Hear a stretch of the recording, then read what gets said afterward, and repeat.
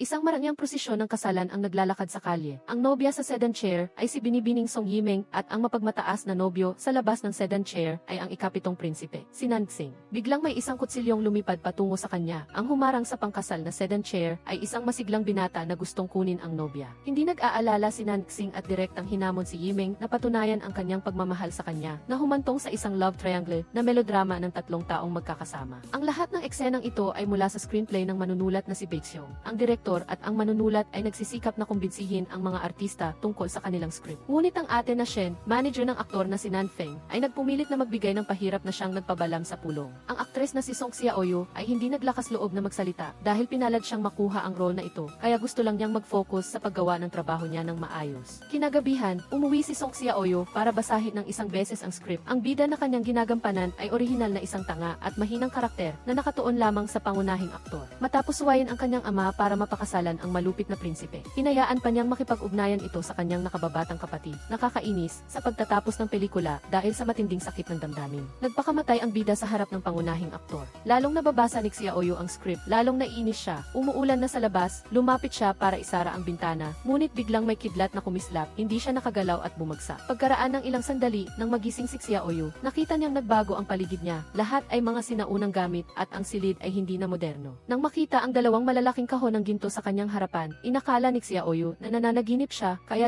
sumugod siya upang mag-enjoy, ngunit biglang may dumating na ilang katulong upang ipaalam ang tungkol sa kanyang kasal. Napansin lang ni Xiaoyu ang ilang pamilyar na detalye, mula sa mga pangalan ng mga katulong hanggang sa lokasyon at sa huli, ang kanyang pagkatao. Hindi ba kasama lahat ito sa pesting script ng pelikula na binasa niya kanina? Mabilis siyang naka-adjust at nais niyang tulungan ang bida na makatakas sa trahedya. Basta hindi lang siya mapangasawa ng prinsipe. Ngunit ang buhay ay hindi isang panaginip. Mula nang magpasya siyang pakasalan si Chu Gi-hong, ang daan patungo sa bahay ni Lan Jun ay mas malayo kaysa dati. Ang prosesyon ng kasal ay inatake ng mga magnanakaw at nagkaroon ng aksidente. At sa bawat pagkakataon, namamatay si Xiaoyu at bumabalik sa simula ng loob. Nagpasya siyang hindi sumuko at sa wakas ay nalampasan ang isang serye ng mga pagsubok sa daan upang makarating sa bahay ni Lan Jun at magbaw. Inayos ni Xiaoyu ang pangkasal na sedan chair para maging komportable upang hindi siya mauntog at mamatay. At ilang beses siyang namatay at nabuhay ulit bago makapasok sa bahay ni Xinlan upang makakuha ng karanasan at maiwasan ang mga nakamamatay na bagay. Sa huli, namatay siyang muli dahil sa pag-inom ng isang wedding wine bago ang kasal at halos maubusan na ng pasensya si Xiaoyu sa paulit-ulit na paglipat mundo. Inakala ni Song Xiaoyu na sa paggising niya sa pagkakataong ito, ulitin niya ang nakaraang mga pagkakataon na magigising sa mismong oras ng kasal, ngunit tila iba na ang lahat. Ilang sandali bago nalaman ni Xiaoyu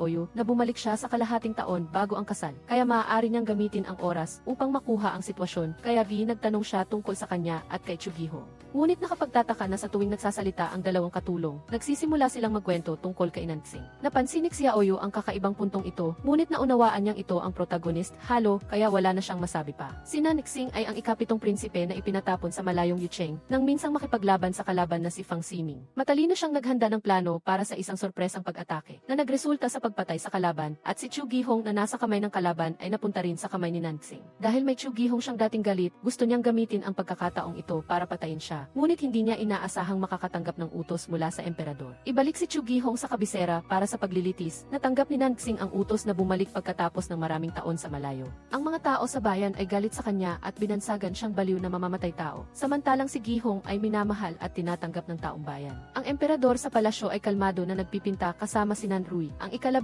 prinsipe, at nang marinig niyang dumating na si Nansing sa palasyo, ipinasok niya ito. Sa harap ng emperador na nagnanais lamang ng kanyang kamatayan, walang pag-aalinlangang sinagot ni Nansing ang bawat tanong nito. Bago umalis, iniwan ng emperador sa kanya ang isang makahulugang pagpipinta, at alam din ni Nansing kung gaano katakot ang emperador na bantaan niya ang trono. Bumalik si Nansing na may maraming tagumpay, ngunit binigyan lamang ng maliit na bahay sa labas ng bayan, at naaalala ang digmaan. Naisip niya si Song Daren. Si Song Daren ay pinagkakatiwalaan ng emperador, ngunit hindi siya partikular na kumakampi sa emperador at Nan Rui, kaya kung posible, gusto niyang samantalahin ang pagkakataong ito, at ang kailangan niyang puntiryahin ay ang panganay na anak na babae ng pamilya Song, si Song Yimeng. Si Song Xiaoyu ay hindi pa alam ang mga pangyayari at nag-iisip pa rin ng paraan upang baguhin ang plot. Sa pagkakataong ito, ipinaalam ng katulong na kailangan niyang dumalo sa isang piging sa palasyo sa susunod na araw, at nang marinig ito ni Xiaoyu, alam niyang isa ito sa mga mahalagang milestone ng script. Ang una nilang pagkikita ni Nansing ay sa Yuhuayuan, kaya kailangan niyang maghanap ng paraan para hindi sundin ang script. Maaga pa lang, sinubukan na ni Xiaoyu na magpanggap na may sakit at tulog para hindi na umalis, ngunit dinala pa rin siya ng dalawang katulong sa karwahe at naglakbay patungo sa Yuhuayuan.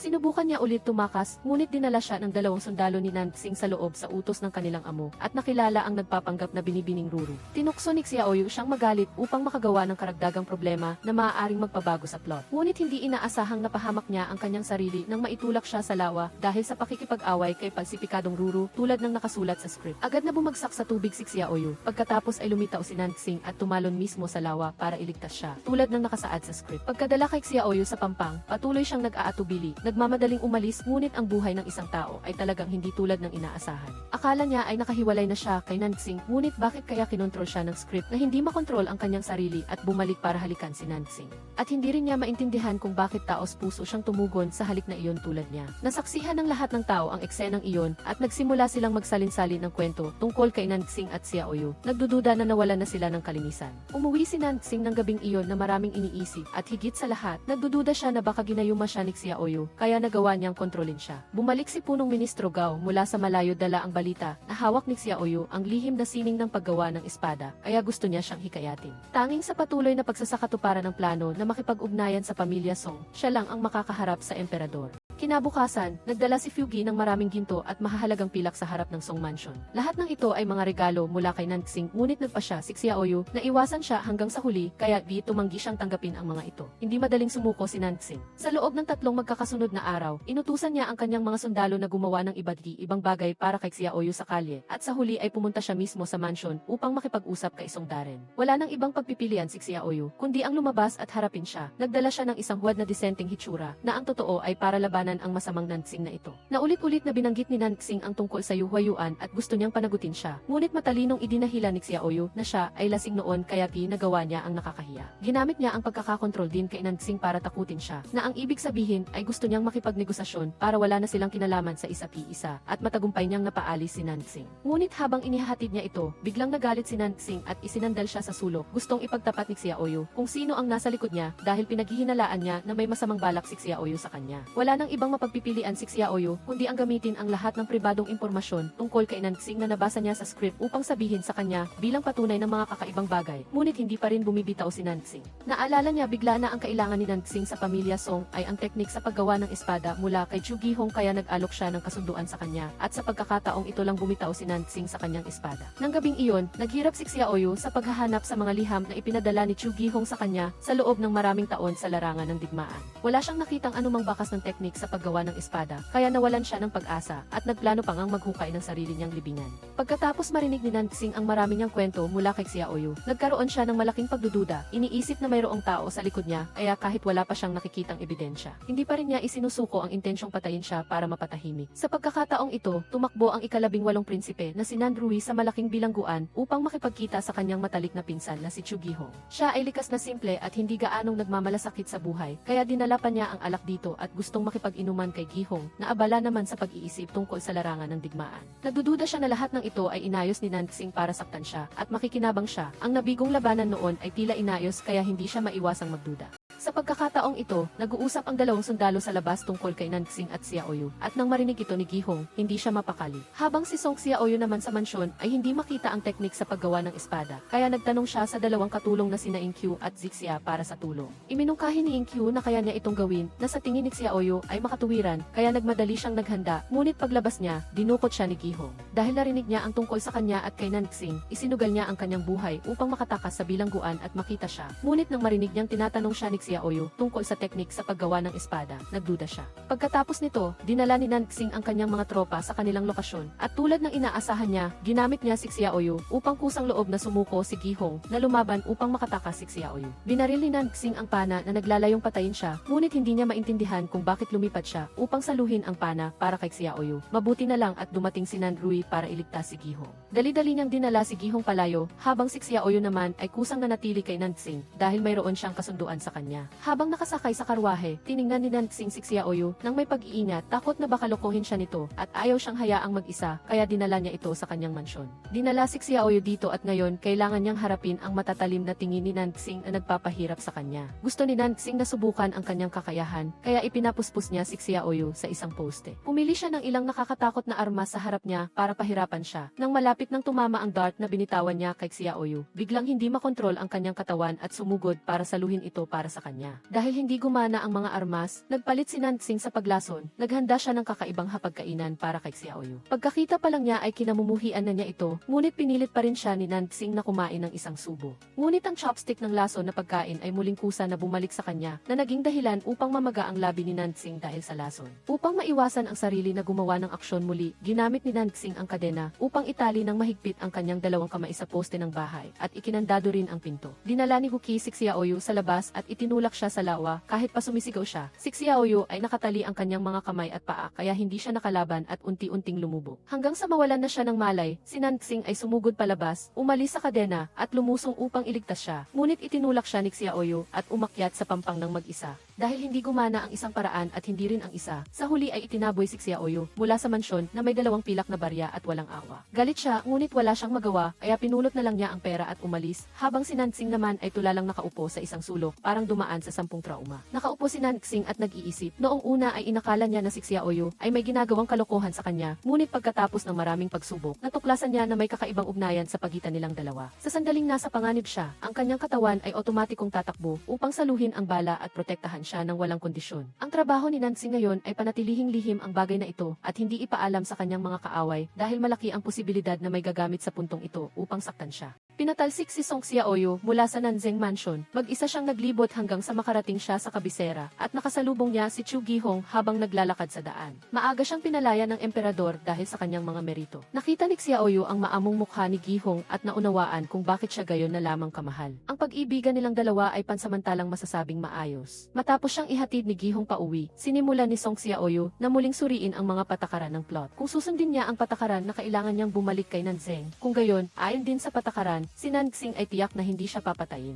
Sa halip ay laging lumilitaw siya tuwing nasa panganib si Xiaoyu, kaya nabawasan ng kaunti ang kanyang pag-aalala. Ngunit malapit nang dumating ang pangalawang classic scene niya at ni Nansing, kaya kailangan niyang ipagpatuloy ang pagbabago sa sitwasyon. Kinabukasan, ipinatawag ng emperador ang mga opisyal sa korte upang pag-usapan ang mahahalagang usapin. Si Nanrui na malapit kay Gihong ay nagmungkahi na bigyan ng opisyal na posisyon si Gihong upang pamunuan ang hukbo ng Tianyu, na syempre ay hindi sinang-ayunan ni Nansing. Gusto niyang dalhin ang sensor upang itugma ang mga krimen na nagawa ni Gihong, ngunit naghintay siya ng matagal at wala pa ring dumating kaya nagpasya ang emperador na sundin ang mungkahi ni Nanrui. Alam ni Nansing na may nakialam para hadlangan. Nang malaman niyang nakipagkita si Xiaoyu kay Gihong kaninang umaga, nagduda siya. Pumunta si Nansing sa Song Mansion para makipagkita kay Xiaoyu ng pribado. Naghanda na si Xiaoyu sa lahat. Magalang niya itong inanyayahan sa silid at may kumpiyansang tinukso siya tungkol sa hindi niya pagpatay sa kanya, na labis na ikinagalit ni Nansing. Nang makita niyang gusto siyang takutin nito, naglatag siya ng isang serye ng mga bitag na may mga pana na nakakabit sa dingding na pinilit siyang hubarin ang kanyang kasuotan bilang paghingi ng tawad sa kanya. Hindi naging mahirap para kay Nansing na harapin ang mga pambatang trick na ito, ngunit hindi niya inaasahan na naghanda pa si Xiaoyu ng mga paputok na nakakabit sa kanyang sarili. Ang dalawa ay nagtatalo-talo ng ilang sandali at narinig nila ang boses ni Chu Gihong sa labas. Ayaw ni Xiaoyu na magulo ni Nansing ang sitwasyon, kaya sinadya niyang halikan sa labi si Nansing upang hindi ito makapagsalita. Pagkatapos, nagkaroon sila ng bagong kasunduan. Kailangan niyang hanapin ang teknik sa paggawa ng espada para sa kanya mula kay Gihong at tiyak na hahayaan niyang maging payapa ang kanilang kasal. Si Nansing, na noon pa man ay siga at matapang, ngayon ay kailangan niyang umakyat sa bintana palabas ng silid upang hindi mapahiya si Xiaoyu. Nang lumabas siya, mayroon pa rin siyang lipstick mark ni Xiaoyu sa kanyang labi. Sabay din niyang natuklasan na si Song Daren at Chu Gihong ay nagtutulungan para makialam sa labanan para sa trono sa pagitan nila ni Nanrui. Hindi pa tatawarin si Song Xiaoyu. Nagpasya si Nansing na hahanapin niya ang tulong ng tahanang-tahanan ng Kanjiangyu upang harapin si Song Xiaoyu. Kailangan na namang maghanap ni Xiaoyu sa mga dokumento sa bahay upang makita ang teknik sa paggawa ng espada dahil siya ay pumayag kay Nansing. Walang nakitang clue sa bahay, kaya hinanap niya ang lahat ng pandayan sa kabisera. Hanggang sa huling tindahan, hindi sinasadyang narinig ni Xiaoyu ang ilang kapaki-pakinabang na impormasyon mula sa isang tao sa kalye. Alam niyang may black market sa paligid, kaya ito ang pagkakataon niyang makita ang hinahanap niya. Ang black market na binanggit ng lalaki ay ang tahanang Kanjayangyu. Hindi lang si Xiaoyu ang naghahanap dito kundi pati rin si Chu Gihong. Gusto niyang ibunyag si Li Shiliu, ang pinuno ng lugar na ito, upang magbigay pugay kay Nanrui kaya pumunta siya rito kasama ang kanyang mga tauhan. Si Li Shiliu ay nakatayo sa itaas at sabay-sabay na nakatanggap ng balita mula sa dalawang panig. Ipinasa niya ang pagharap kay Xiaoyu sa pangalawang Panginoon, si Shang Guanhe, habang siya naman ay direktang makikipaglaban kay Chu Gihong. Sa pagkakataong ito, si Xiaoyu at Ting Qiu ay nagpalipat-lipat ng bangka at sa wakas ay nakarating sa marangyang tahanan. Hindi agad kumilos si Shang Guanhe laban sa kanya, ngunit lihim pa niyang tinulungan si Xiaoyu na manalo ng isang matagumpay na laro na nag-uwi ng 2 sako ng ginto. Kakagawin pa lang ni Xiaoyu ang kanyang totoong negosyo nang makita niya ang isang dalaga na ibinebenta, kaya hindi niya natiis na turuan ng leksyon ang mayamang lalaki. Inutusan niya ang kanyang mga tauhan na habulin si Xiaoyu. Wala siyang ibang pagpipilian kundi ang hilahin si Binibining Qiao palabas dito, at sa panahong ito, si Gihong ay matinding nakikipaglaban kay Li Shiliu sa labas. Nang matuklasan niya na sinusubukan ng pinunong ito na suriin ang kanyang sandata, pansamantalang umurong si Gihong. Sa parehong oras, nang dalhin ni Xiaoyu si Qiao palabas, nakatago si Shang Guanhe at 2 pang dalubhasa mula sa Kanjayangyu sa likod ng puno. Nang handa na siyang patayin si Xiaoyu ayon sa utos ni Lauda, biglang tinamaan ng pana si Qiao kaya bumagsak ito. Pagkatapos nito, mag-isang hinarap ni Xiaoyu ang espada na umaatake sa kanya. Sa sandaling iyon, biglang dumating si Lauda Li Shiliu mula sa malayo upang saluhin ang atake. Ang pamilyar na hitsura at sitwasyon ay walang iba kundi kay Nansing. 5 beses siyang nagpanggap na tanga at tumakas, ngunit hindi siya makatakas at kailangan niyang manatili roon upang protektahan si Xiaoyu. Pagkaraan, nang umatake ang mga dalubhasa sa Kanjayangyu, hindi pa rin niya maiwasang saluhin ang atake para kay Xiaoyu. Samantala, inakala pa rin ni Xiaoyu na siya lang ang tagapagligtas niya, kaya labis siyang nagpapasalamat. Hindi na nakapagtimpi si Shang Guanhe kaya lumabas siya at inimbitahan ang dalawa na pumasok. Iniwan niya si Xiaoyu kina Ilong at Li Hu habang siya naman ay nakipagkita ng pribado kay Lauda at inalis ni Nansing ang kanyang maskara para ibunyag ang kanyang tunay na pagkatao. Iminungkahi ni Shang Guanhe na kung gusto niyang makalapit kay Xiaoyu, mas mabuting manatili siya sa tabi nito bilang si Li Shiliu para mas madaling imbestigahan siya. Sa labas, abala si Xiaoyu sa pakikipagtawanan kay Ihu. Hindi makatiis si Ilong sa kanyang mahigpit na pag-ugali kaya isinambulat niya ang katotohanan na inutusan ni Nansing si Lauda at ang mga kasamahan nito na patayin siya. Ang katotohanan ito ay nagpabilis sa kagustuhan ni Xiaoyu na tumakas palabas dito, ngunit sa sandaling iyon ay lumabas si Li Shiliu. Inuwi siya ni Nansing at sa buong biyahe ay nalaman niya kung gaano kasama ang impresyon niya sa kanya, ngunit lubos naman siyang nagtiwala kay Li Shiliu at gusto pa siyang makipagtulungan upang harapin si Nansing. Wala nang masabi si Nansing matapos marinig ang sinabi ni Song Xiaoyu. Dahil nakinig siya sa mga chismis ng mga mandaragat kaya wala siyang alam tungkol sa kanya, inihatid niya siya hanggang sa tarangkahan ng mansyon at umalis. Pagkatapos makilala si Li Shiliu, biglang nakaisip si Song Xiaoyu ng maraming bagong ideya at nalaman pa niya na siya ay isang tanyag na bayani sa mundong martial arts kaya minamahal siya ng lahat. Kung si Li Shiliu ay isang bagong karakter na wala sa script, baka matulungan niya siyang makatakas sa kapahamakan. Samantala, abala rin si Nansing sa kanyang sariling pagpaplano. Ayon sa plano ni Shang Guanhe, hindi niya direktang masisira ang kasal ng pamilya Song at pamilya Chu kaya kailangan niyang pagbutihin ang kanyang pagkakaibigan kay Xiaoyu upang makuha ang tiwala niya at direktang lumikha ng alitan sa pagitan ni Xiaoyu at Gihong na matatawag na pansamantalang pag-alis ng isang kaaway. Sa madaling salita, kumpiyansang iminungkahi ni Shang Guanhe na sumulat si Nansing ng matatamis na liham kay Xiaoyu. Ngunit dahil hindi niya ito magawa, hinayaan niya si Shang Guanhe na sumulat para sa kanya. Dahil masyado namang corny ang liham, hindi ito nakatanggap ng magandang tugon mula kay Xiaoyu. Kaya sa huli, kailangan pa ring sumulat ni Nansing ng liham ng mag-isa na may taos pusong salita. Naantik ang puso ni Xiaoyu, nagpadala siya ng kahon ng kakanin bilang ganti. Ang kanilang plano ay matagumpay sa simula. Nang gabing iyon, biglang nakatanggap si Nansing ng liham mula kay Nanrui na makipagkita sa Kanjayangyu. Alam niyang si Chu Gihong ang nasa likod nito, kaya walang atubili siyang pumayag na harapin ito. Ang araw na nagkita sila ay ang araw din na pumunta si Xiaoyu doon para hanapin si Li Shiliu. Si Nansing ay lumitaw na may ibang pagkakakilanlan ngayon, kaya hindi siya makalabas upang makipagkita sa kanya. Nagpupumilit pa ring harapin si Nanrui na nakaupo sa kanyang harapan. Si Nanrui, kahit takot siya, ay kailangan pa ring mag-atubili upang itaguyod ang plano. Inaasahan ni Gihong na susubukan si Nansing upang makita kung ano ang ugnayan niya kay Li Shiliu. Kung mapapatunayan niya ito, magiging madali para sa kanila na kumilos sa hinaharap. Tiningnan ni Nansing ang saloobin ni Nanrui at alam niyang nagbabalak ito. Sa sandaling iyon, biglang may nagpanggap na si Li Shiliu na nagkunwari pang natumba at nawalan ng malay sa silid. Sinubukan ni Nanrui ang lahat, ngunit halos mabisto pa siya ni Nansing, kaya napilitang tumakas ang nagpanggap na si Chu Gihong na si Li Shiliu sa oras na iyon. Pagkatapos nito, tumakbo si Shang Guanhe papasok upang upang ipaalam sa kanya na dumating si Xiaoyu para makipagkita. Naunawaan niya ang ibig sabihin nito kaya gihipan samantala niyang isinantabi ang bagay na ito. At mabilis na nagpalit ng pagkakakilanlan para makipagkita sa kanya. Ngunit hindi niya inaasahan na si Chu Gihong na nakasuot ng damit ni Li Shiliu ay hindi sinasadyang unang nagpakita sa silid ni Xiaoyu na naging dahilan upang magkamali siya. Nang dumating si Nanxing, lihim na umalis si Gihong at nang humarap si Xiaoyu, nakita niya si Li Shiliu na lumitaw sa tabi niya kaya hindi niya maiwasang magtaka. Ngunit mabilis siyang bumalik sa usapan tungkol sa mahahalagang bagay kay Li Shiliu at desidido siyang makipagtulungan dito. Ibinunyag niya nakikilo si Nanxing sa pagdiriwang ng Lantern Festival kaya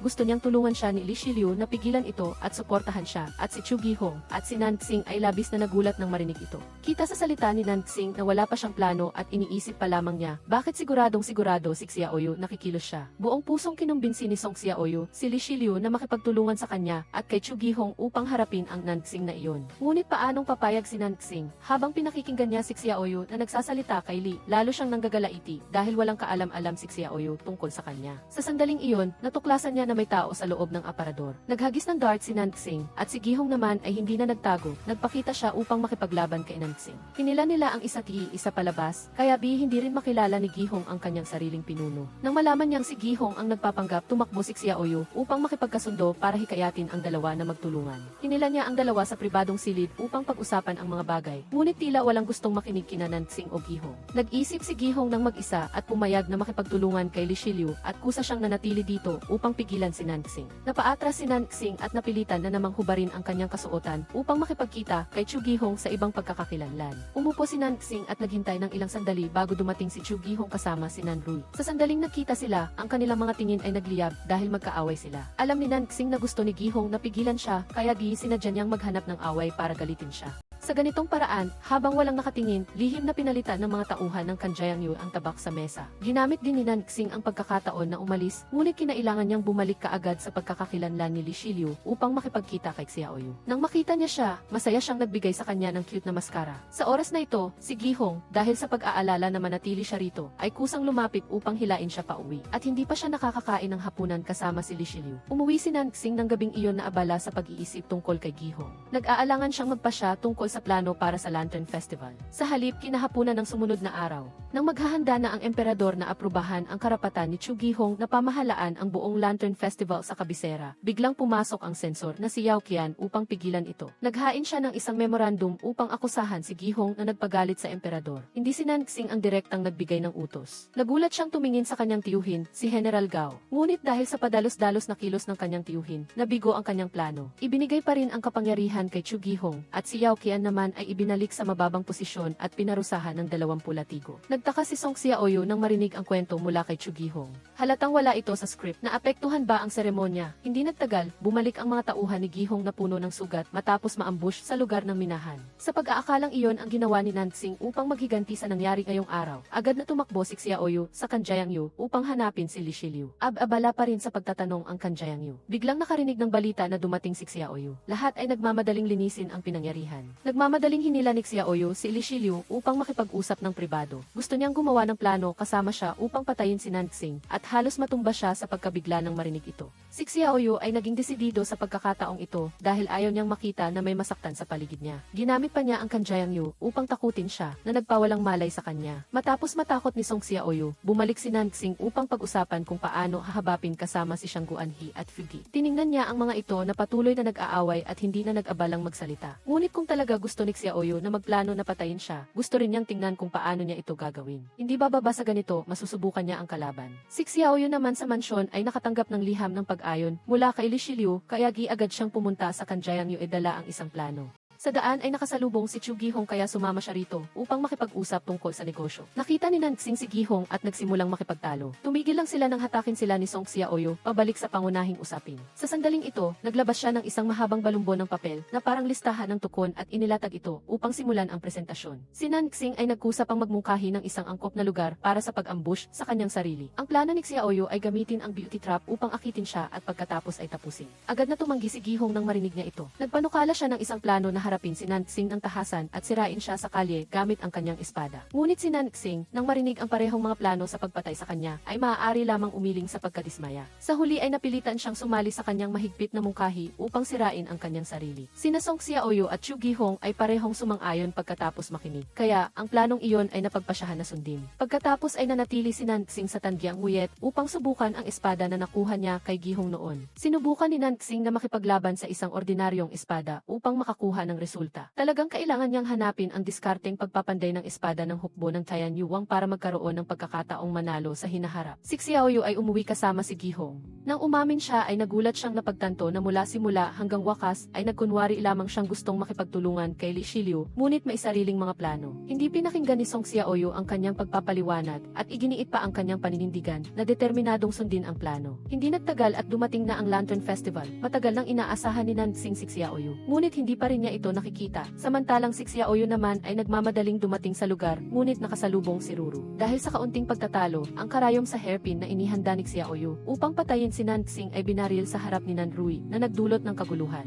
Nakita ni Nansing na pinaghihinala ang assassin si Song Xiaoyu, kaya napilitan siyang humarap upang iligtas ang taong nagbabalak pumatay sa kanya at inilabas siya doon. Si Nansing, bagamaki siya ang target ng assassination, ay mas nagmamadali pa kaysa kay Xiaoyu. Gusto rin niyang gamitin ang pagkakataong ito upang makakuha ng tiwala at mas madaling lapitan si Chu Gihong. Ngunit halos masira ito ng kapalpakan ni Xiaoyu. Habang naglalakad, pareho silang nagbabalak na makahanap ng pagkakataon na makarating sa lugar ng pagpatay sa kanya para madaling maisakatuparan ang plano. Sa wakas ay may rason na, kaya ang dalawang tao na may hawak na isang parol bawat isa ay lumapit sa ilog ng Beach Wolf na matagal nang napagpasyahan. Habang nakarating sina Song Xiaoyu at Nansing sa ilog Beach Wolf, napansin naman ni Chu Gihong ang pagdating ni Li Shiliu kaya nilapitan niya ito. Ang nagpapanggap na Li Shiliu ngayon ay si Xiang Guanhe. Nang makita si Gihong, sinubukan niyang kumalma upang sumagot at pagkatapos ay mabilis na nais lumayo, ngunit biglang inatake siya ni Gihong. Napagtanto niyang hindi iyon si Shiliu, mabilis siyang sinundan ni Gihong. Sa sandaling ito, nakarating sina Nansing at Xiaoyu sa pampang ng ilog upang magpalutang ng mga parol na magkasama. Habang siya ay nagdarasal, nagtaka si Nansing at gustong malaman kung ano ang wish. Inakala niyang hindi siya nakikinig ng maayos kaya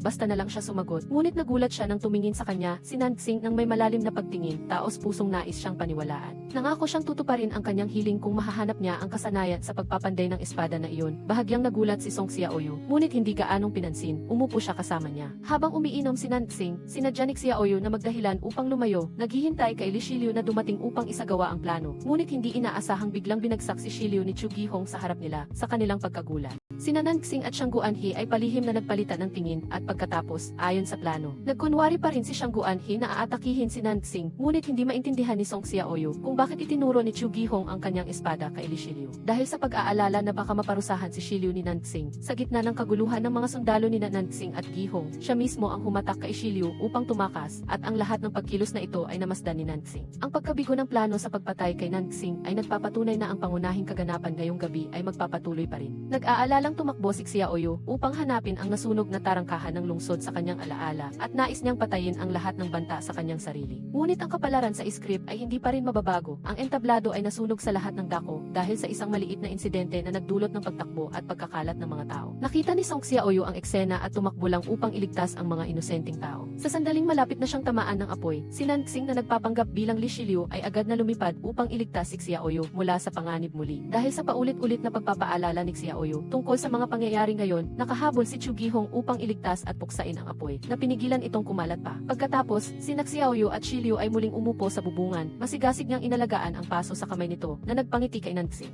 Habang lalo silang nag-uusap, mas napansin niya ang kadalisayan at init ni Song Xiaoyu. Ang kanilang mga puso ay unti-unting nagkalapit ng hindi nila nalalaman. Si Nanrui naman, pagkatapos maglasing, ay nakasalubong ang hukbo ng Tian Yuwang ni Chu Gihong na nagdadala ng mga paputok habang pauwi. Sa kanyang kawalang ingat, hindi niya sinasadyang nahulog ang parol na may apoy sa kanyang kamay sa mga paputok na nagdulot ng isang malakas na pagsabog. Nagpatuloy ang sunog ayon sa script, ngunit sa ibang sitwasyon lang, sina Nansing at Xiaoyu na nakakita mula sa itaas ay nagmamadaling tumakbo upang iligtas ang mga tao. Dahil sa kanyang matapang na pagtakbo sa loob, si Nansing ay tuluyang natrap sa naglalagablab na apoy. Isang pagsabog sa sandaling ito ang nagdulot ng gulat at atensyon ni Song Xiaoyu. Sa sandaling ito, ang hukbo ng Tian Yuwang at si Chu Gihong ay nakahabol din, alam nilang nasa loob si Li Shiliu na nagliligtas ng mga tao. Gusto pa nila siyang bantayan upang hulihin ng buhay. Sa sandaling iyon, lumabas si Nansing na may dalawang bata sa kanyang mga bisig na napakaganda. Nang makita siya ni Xiaoyu, agad siyang nakaramdam ng kapanatagan. Nang makita niya si Gihong na walang intensyong patawarin si Shiliu, gusto niyang kumampi kay Shiliu dahil sa simula ay malinaw na silang tatlo ay nagtutulungan upang isakatuparan ang plano ngayon.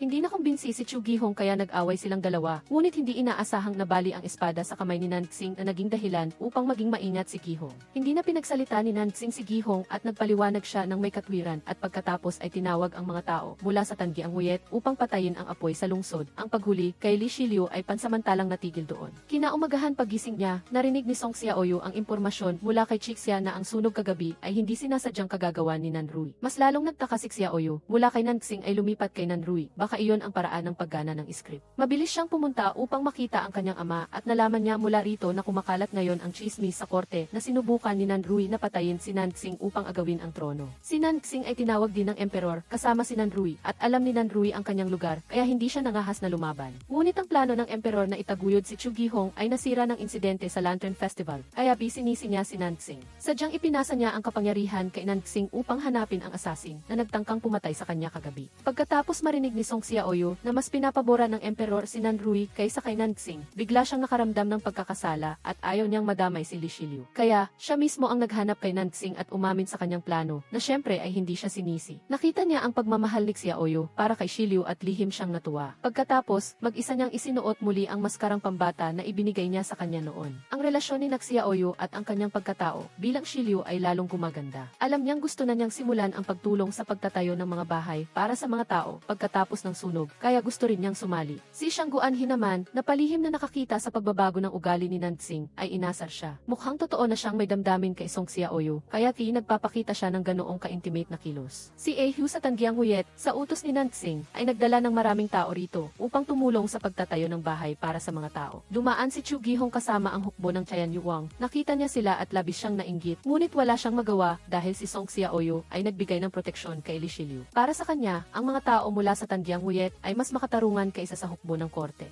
Alam ni Song Xiaoyu kung paano harapin ang mga praktikal na problema at hindi lamang magsabi ng mararangyang ideal at pagkatapos ay hindi na mag-aalala tungkol sa kaligtasan ng mga tao. Nakita ni Chu Gihong ang determinasyon ni Xiaoyu, kaya pumayag siyang makipagkita kay Li Shiliu upang pag-usapan ang pagtulong sa mga tao sa isang disenteng paraan. Si Fugi naman, dahil sa pagkakatiwalag ni Nansing, ay nagalit at hinanap si Xiaoyu upang tanungin. Nais niyang tulungan si Nansing na mas maunawaan si Xiaoyu, ngunit medyo nagsasabik siya, kaya naglabas pa siya ng balaraw upang tanungin na labis na ikinatakot ni Xiaoyu at namutla. Si Gihong, ayon sa kanyang pangako, ay naghanap kay Li Shiliu upang pag-usapan ang mga bagay-bagay, ngunit dahil sa hindi nila pagkagusto sa isa't isa, gusto ni Nansing na gamitin ang pag-aayos ng bahay upang hamunin ang mga tao ni Gihong. Si Song Xiaoyu naman, mula sa pagiging biktima, ay siya na ngayon ang nagbabanta kay Fugi sa kanyang pambatang laro. Alam niyang gusto siyang lapitan ni Fugi para makakuha ng sekretong impormasyon tungkol sa script. Nagkunwari siyang walang pakialam dahil hindi niya naman ito maipapaliwanag dito. Pagkatapos hamunin si Chu Gihong, tumayo si Nansing sa malayo upang panoorin ang kanilang pagtatalo, na bagamat mailabanan ay tila napaka-friendly. Nakita niyang nag-iisip si Li Shiliu, lumapit si Xiaoyu sa kanyang tabi, nag-aalala na baka binuli siya ni Gihong, at sa nakita niyang pag-aalala niya ay mas lalo siyang gustong malaman patungkol dito. Hindi rin alam ni Song Xiaoyu kung paano ipapaliwanag ang kanyang tunay na pagkakakilanlan kay Nansing at maaari lang siyang magpasyang tuparin ang pangako na sasabihin niya ang sikreto sa kanya. Umalis si Nansing at hindi nakatulog buong gabi dahil sa kanyang pagkabalisa tungkol sa iniisip ni Xiaoyu tungkol sa kanya. Kung gaano siya kabait kay Li Shiliu, si Nansing naman ay itinuturing niya bilang isang masamang tao na gumagamit lamang ng kapangyarihan. Hindi niya ito matiis kaya kinabukasan ay dumiretso siya sa tahanan ni Song upang tanungin si Xiaoyu. Sa simula ay galit siya at nanalo, ngunit pagkatapos ay hindi na siya makipagtalo pa sa kanya, kaya ginamit na lamang niya ang kanyang sinseridad upang ipahayag ang kanyang sarili.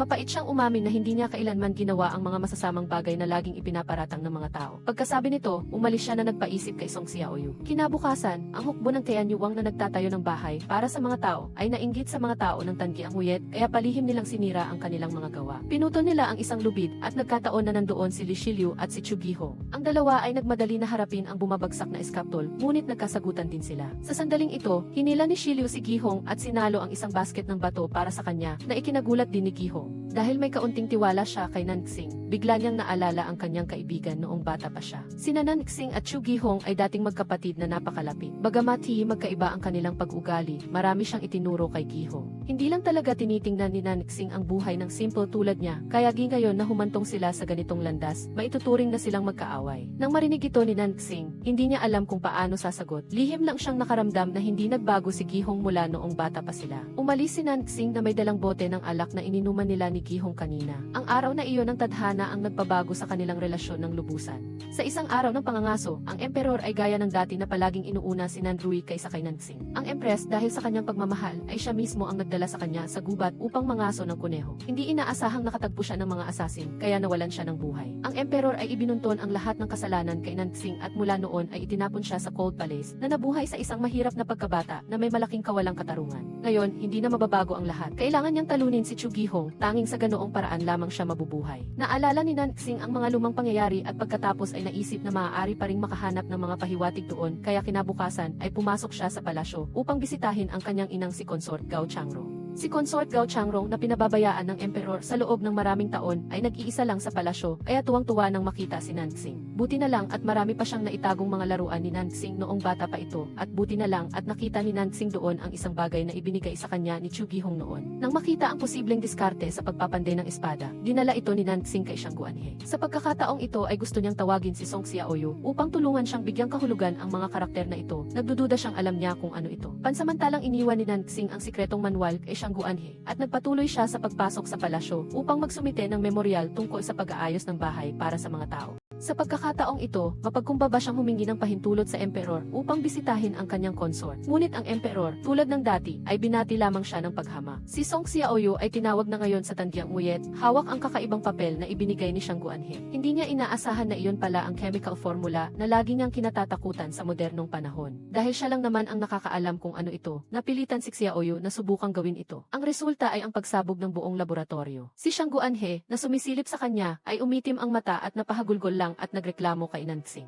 Walang magawa si Nansing kaya hinanap niya si Song Xiaoyu na nag-aatubili na nagtatago sa kumot, nagdala ng gamot upang ipahid dito. Sa kalapitang ito, ang kanilang mga mata ay biglang nagtagpo at ang kanilang mga puso ay bahagyang kumirot. Sa sandaling nais ni Xiaoyu na igiit ang kanyang tiwala kay Nansing, itinulak siya ni Nansing palayo. Ang kanyang pagkatao bilang si Li Shiliu ay peke din kaya walang makakapagbigay ng garantiya kay Xiaoyu. Mabilis siyang bumalik sa laboratorio, nakita ang isa pang linya ng formula na iniwan ni Xiaoyu sa mesa. Inisip niyang baka may kinalaman ito sa teknik sa pagpapanday ng espada, kaya tinawag niya ang iba upang i-decipher ito.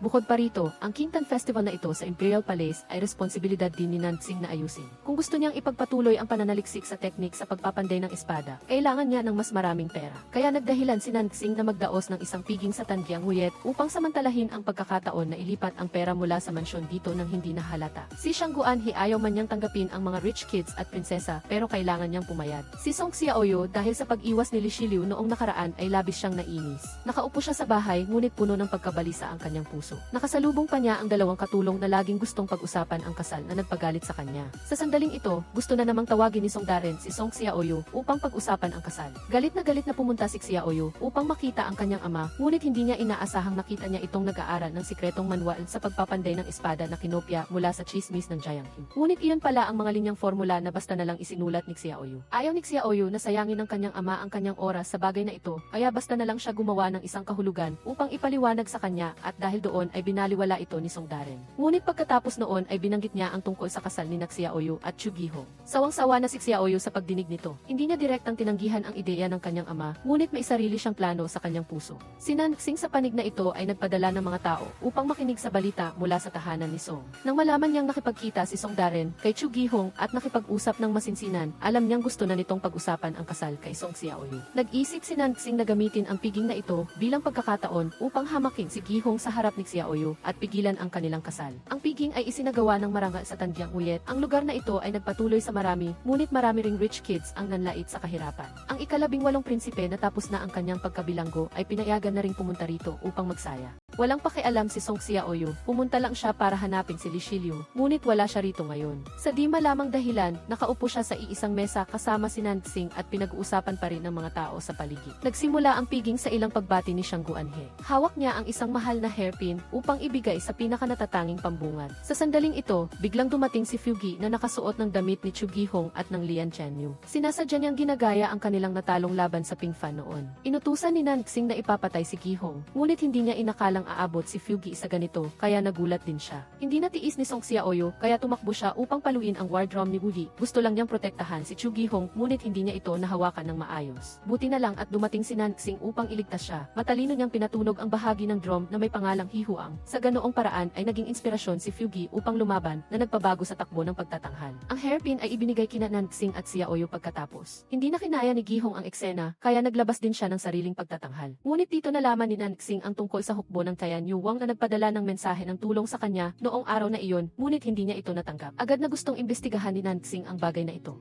Pagkatapos noon, habang si Chu Gihong ay nagpapahayag ng kanyang damdamin kay Song Xiaoyu, biglang dumating si consort Gao Changrong upang pigilan sila. Gusto pa niyang ipakasal sina Nansing at Xiaoyu. Hindi na kumbinsi si Nanrui kaya nagbitiw siya ng mga salita ng pang-iinsulto sa consort na ikinagalit ni Nansing at sinakal niya ang leeg nito upang bantaan. Ang magulong eksenang ito ay pinutol ng Imperial Edict ng Emperor. Gusto niyang ilipat sina Nansing at Xiaoyu sa palasyo. Si Xiaoyu ay nagdamdam at hindi maintindihan kung bakit siya nadamay sa bagay na ito. Maliwanag na ngayong araw ay nilayon niyang linawin ang kanyang damdamin kay Gihong ngunit humantong sa ganito. Dahil sa takot ni Nansing na masaktan siya sa pagluhod, gusto pa niyang ibigay ang kanyang damit bilang sapin para dito. Pagkatapos ng ilang sandali, tinawag ng Emperor si Song Xiaoyu upang makipagkita muna. Si Xiaoyu, na tinawag ng Emperor sa loob, ay tila kampante sa simula ngunit pagkatapos ay sinermunan. Nagalit ang Emperor at ibinunton ang lahat ng kasalanan sa kanya. Ipinataw ng Emperor ang krimen ang pagpapaharap sa dalawang prinsipe, kaya gusto niya itong paluin ng 20 pamalo. Sa sandaling ito, pumasok si Nansing at pinigilan ang Emperor. Inako niya ang lahat ng kasalanan. Lahat ay plinano niya kaya nadamay si Xiaoyu sa bagay na ito. Hindi matiis ng Emperor ang kanyang sikat kaya gusto niyang putulin ni Nansing ang sarili niyang kamay. Nang makita ang sable sa kanyang kamay na handa ng ibagsak, natakot si Xiaoyu at gustong pigilan ito. Hindi inaasahang ginawa na rin iyon ng Emperor. Sa sandaling ito, pinatawag ng consort Gao Changrong ang dalawa kaya pansamantala silang pinalaya. Sina Song Xiaoyu at Nansing ay nakalabas lang sa Emperor, ngunit ikinulong naman ng consort sa isang silid upang subukang painitin ang kanilang relasyon. Nagtalo sina Xiaoyu at Nansing ng ilang sandali at sa huli ay napilitan siyang matulog sa labas. Hindi mapakali si Nansing kaya nagdala siya ng gamot para dito. Bagamat may kontradiksyon sila sa panlabas, hindi kailanman hindi nagmalasakit si Nansing kay Xiaoyu. Nakita niyang pamilyar ang gamot na ibinigay niya, katulad ng gamot ni Li Shiliu. Siya ay nagtaka ngunit dahil wala siyang makuhang karagdagang impormasyon ay sumuko na lang. Dahil sa mga pangyayari ngayon ay bahagyang naunawaan na rin ni Song Xiaoyu ang pagkatao ni Nansing. Pagkatapos ng mahabang gabi, sa wakas ay nabuksan na ang pinto ng kanilang silid. Ngunit sa sandaling aalis na sana sila, may tatlong hindi inaasahang bisita ang dumating. Una ay si Fugi na, dahil sa pag-aalala kay Nansing, ay nagbalak kayo bilang isang katulong upang makapasok sa palasyo. Pagkatapos ay dumating si Chu Gihong na nagpanggap bilang isang gwardiya upang pumasok dito at hanapin si Xiaoyu. Sa huli ay ang kanyang ama na nagbalak kayo bilang isang eunuch. Mukhang ang tatlong posisyon sa palasyo ay narito na. Sa kasamaang palad, biglang dumating ang Emperor kaya walang pagpipilian si Xiaoyu, kundi itago silang apat sa ilalim ng kama. Sa sandaling ito, gusto na sanang parusahan ng Emperor si Song Xiaoyu, ngunit dumating ang consort Gao Changrong sa tamang oras. Hindi siya nag-atubiling harapin ang Emperor. Matindi niyang ipinagtanggol si Xiaoyu na labis na ikinabahala ng Emperor dahil ito ang unang pagkakataon na sinubukang labanan ng consort ang kanyang kautusan. Sa wakas ay pinayagan si Xiaoyu na umuwi, ngunit narinig niya ang balita na ang kanyang kasal kay Chu Gihong ay nakatakda na sa susunod na buwan, kaya agad siyang tumakbo upang hanapin si Gihong. Kahit masakit, alam niyang hindi siya ang gusto ni Gihong kundi si Song Yimeng noon. Nasasaktan si Gihong at gusto siyang pigilan ngunit hindi nagtagumpay. Umalis si Song Xiaoyu at sa kalye ay hindi sinasadyang nakita niya ang isang taong nag-aalok ng gantimpala para sa sinumang makakapag-decode ng chemical formula na ikinabahala niya. Si Nansing naman sa Tangyang Wuyet ay nagbabala sa kanila na huwag nang makialam pa sa kanilang dalawa. Ang tungkol kina Xiaoyu at sa kanya, siya ang may karapatang magpasya. Ang walang kabuluhang pagpapares ay maglalagay lang sa kanya sa panganib. Inasar ni Shang Guanhe si Nansing na hindi lang dapat umasa sa alyansa sa pamilya Song upang talunin si Nanrui. May iba pang paraan, maliban na lang kung talagang may gusto si Nansing kay Xiaoyu. Dahil sa pag-asar, nagagalit na pinalayas ni Nansing si Shang Guanhe sa labas. At pagkatapos noon ay hinanap ni Song Xiaoyu ang Tangyang Wuyet, gusto niyang makita si Li Shiliu upang pag-usapan ang formula ng teknik sa pagpapanday ng espada na kumalat na sa mga lansangan. Si Nansing naman ay nakipagkita kay Prime Minister Gao sa Tangyang Wuyet dahil gusto niyang pag-usapan ang isang malaking usapin. Pangunahing gusto niyang ituloy ang plano na makipag-alyansa sa pamilya Song ngunit hindi naman kailangang si Xiaoyu iyon, maaari rin ang kanyang nakababatang kapatid, ngunit malinaw na hindi sumang-ayon si Nansing. Binaliwala niya ito at tumakbo pabalik sa lugar ni Shang Guanhe upang magpalit ng damit ni Li Shiliu. Sa tuwing magpapalit siya ng damit, ang buhok ni Shang Guanhee ay laging nakakabit kay Nanxing. Inakala niyang magiging normal lang sana kung hindi dumating si Song Xiaoyu sa sandaling ito at hindi mali ang pagkakaintindi sa kanilang dalawa. Gusto niyang umalis ngunit hindi inaasahang nakasalubong pa niya sina Ilong at Di Hu na nagsasabi kay Li Shiliu ng maraming kahina-hinalang bagay. Habang tumatagal ay lalo lang nitong pinatunayan na hindi si Shiliu ay tuwid straight kaya tumakbo si Xiaoyu ng nasasaktan. Napakahirap humanap ng isang soulmate sa script na ito ngunit hindi inaasahang magiging sister lang pala. Dismayado si Xiaoyu na umupo at uminom ng alak sa bubungan. Sinundan siya ni Nanxing at kahit anong pagpapaliwanag niya ay hindi siya naniwala, wala na siyang ibang pagpipilian. Marahan niyang tinakpan ang mga mata nito upang ibunyag ang kanyang tunay na pagkakakilanlan. Pagkatapos ay hinalikan niya si Song Xiaoyu sa labi ngunit nakatulog siya kaya wala siyang kaalam-alam at wala ring magawa si Nanxing. Dahil tinanggihan ni Xiaoyu ang kasal, galit na galit si Chu Gihong na tumakbo sa Tandiang Huyet at naglabas ng imbitasyon sa kasal para inisin si Li Shiliu. Nang malaman ito ni Nanxing, sinamantala niya ang pagkakataon na tumaya kay Gihong na sa loob ng 1-0 araw ay matagumpay na kakanselahin ni Xiaoyu ang kasal. Alam ni Nanxing na ito ang tamang oras kaya nakipagkita siya kay Xiaoyu na gustong gamitin si Shiliu upang bantaan siya at mapabilis ang pagpapawalang bisa ng kasal kay Gihong. Sa sandaling ito, hindi na nag-abalang itago ni Song Xiaoyu ang kanyang damdamin para kay Li Shiliu. Humingi siya ng oras dito at umalis nang hindi nakikita si Nanxing na tahimik na nakatingin sa kanya. Umalis si Xiaoyu at umuwi, sinubukan niyang kumbinsihin ang kanyang ama na ikansela ang kasal. Ngunit hindi niya inaasahang tinakot siya nitong magpakamatay sa harap niya, kaya pansamantalang isinantabi ni Xiaoyu ang bagay na ito. Tumakbo siya sa lugar ni Nanxing umaasa na tuturuan siya nito dahil ito naman ang gusto niya. Hindi nagpaligoy-ligoy si Nanxing, dinala niya ito sa Imperial Archery Range at pinasakay siya ng kabayo doon na lubos na ikinabigla ni Xiaoyu. Sa daan ay hindi sinasadyang narinig ni Song Xiaoyu ang masakit na nakaraan ni Nanxing. Saglit siyang nakaramdam ng pakikiramay, ngunit pagkatapos ay winaksi ito. Nang bumalik silang dalawa, hindi inaasahang nakita nila si Chu Gihong na nag-ensayo din ng pagsakay sa kabayo doon. Nakita niya si Xiaoyu sa tabi ni Nanxing. Ang puso ni Gihong ay nagingit-ngit na at gusto pang gamitin ni Nanxing ang pagkakataong ito upang saktan siya minsan lang, sadyang sinalubong si Xiaoyu nang bumaba siya sa kabayo. Mahigpit pa niya itong yakap na may mapanghamong tingin. Hindi na nakapagpigil si Gihong kaya kinuha niya ang pana at inasinta si Nanxing at ang palaso ay binitawan. Sa sandaling ito sa Tandiang Huyet, si Song Dingding dahil sa isang aksidenteng sulyap kay Li Shiliu ay tumakbo upang hanapin ito. Siya ay binubuli ng isang huligan at maswerte na dumating si Shang Guanhee na nagpapanggap na Shiliu upang tumulong. Ngunit dahil doon, inakala rin ni Dingding na napansin siya ni Shiliu. Si Chu Gihong, dahil sa kanyang pagkainip ay nagalit at binaril si Nanxing at nasugatan kaya tumakbo siya kasama si Nan Rui sa harap ng emperor upang humingi ng kapatawaran. Samantala, ang mga opisyal na pumapanig kay Gao ay tumakbo sa pintuan upang humingi ng katarungan para kay Nanxing.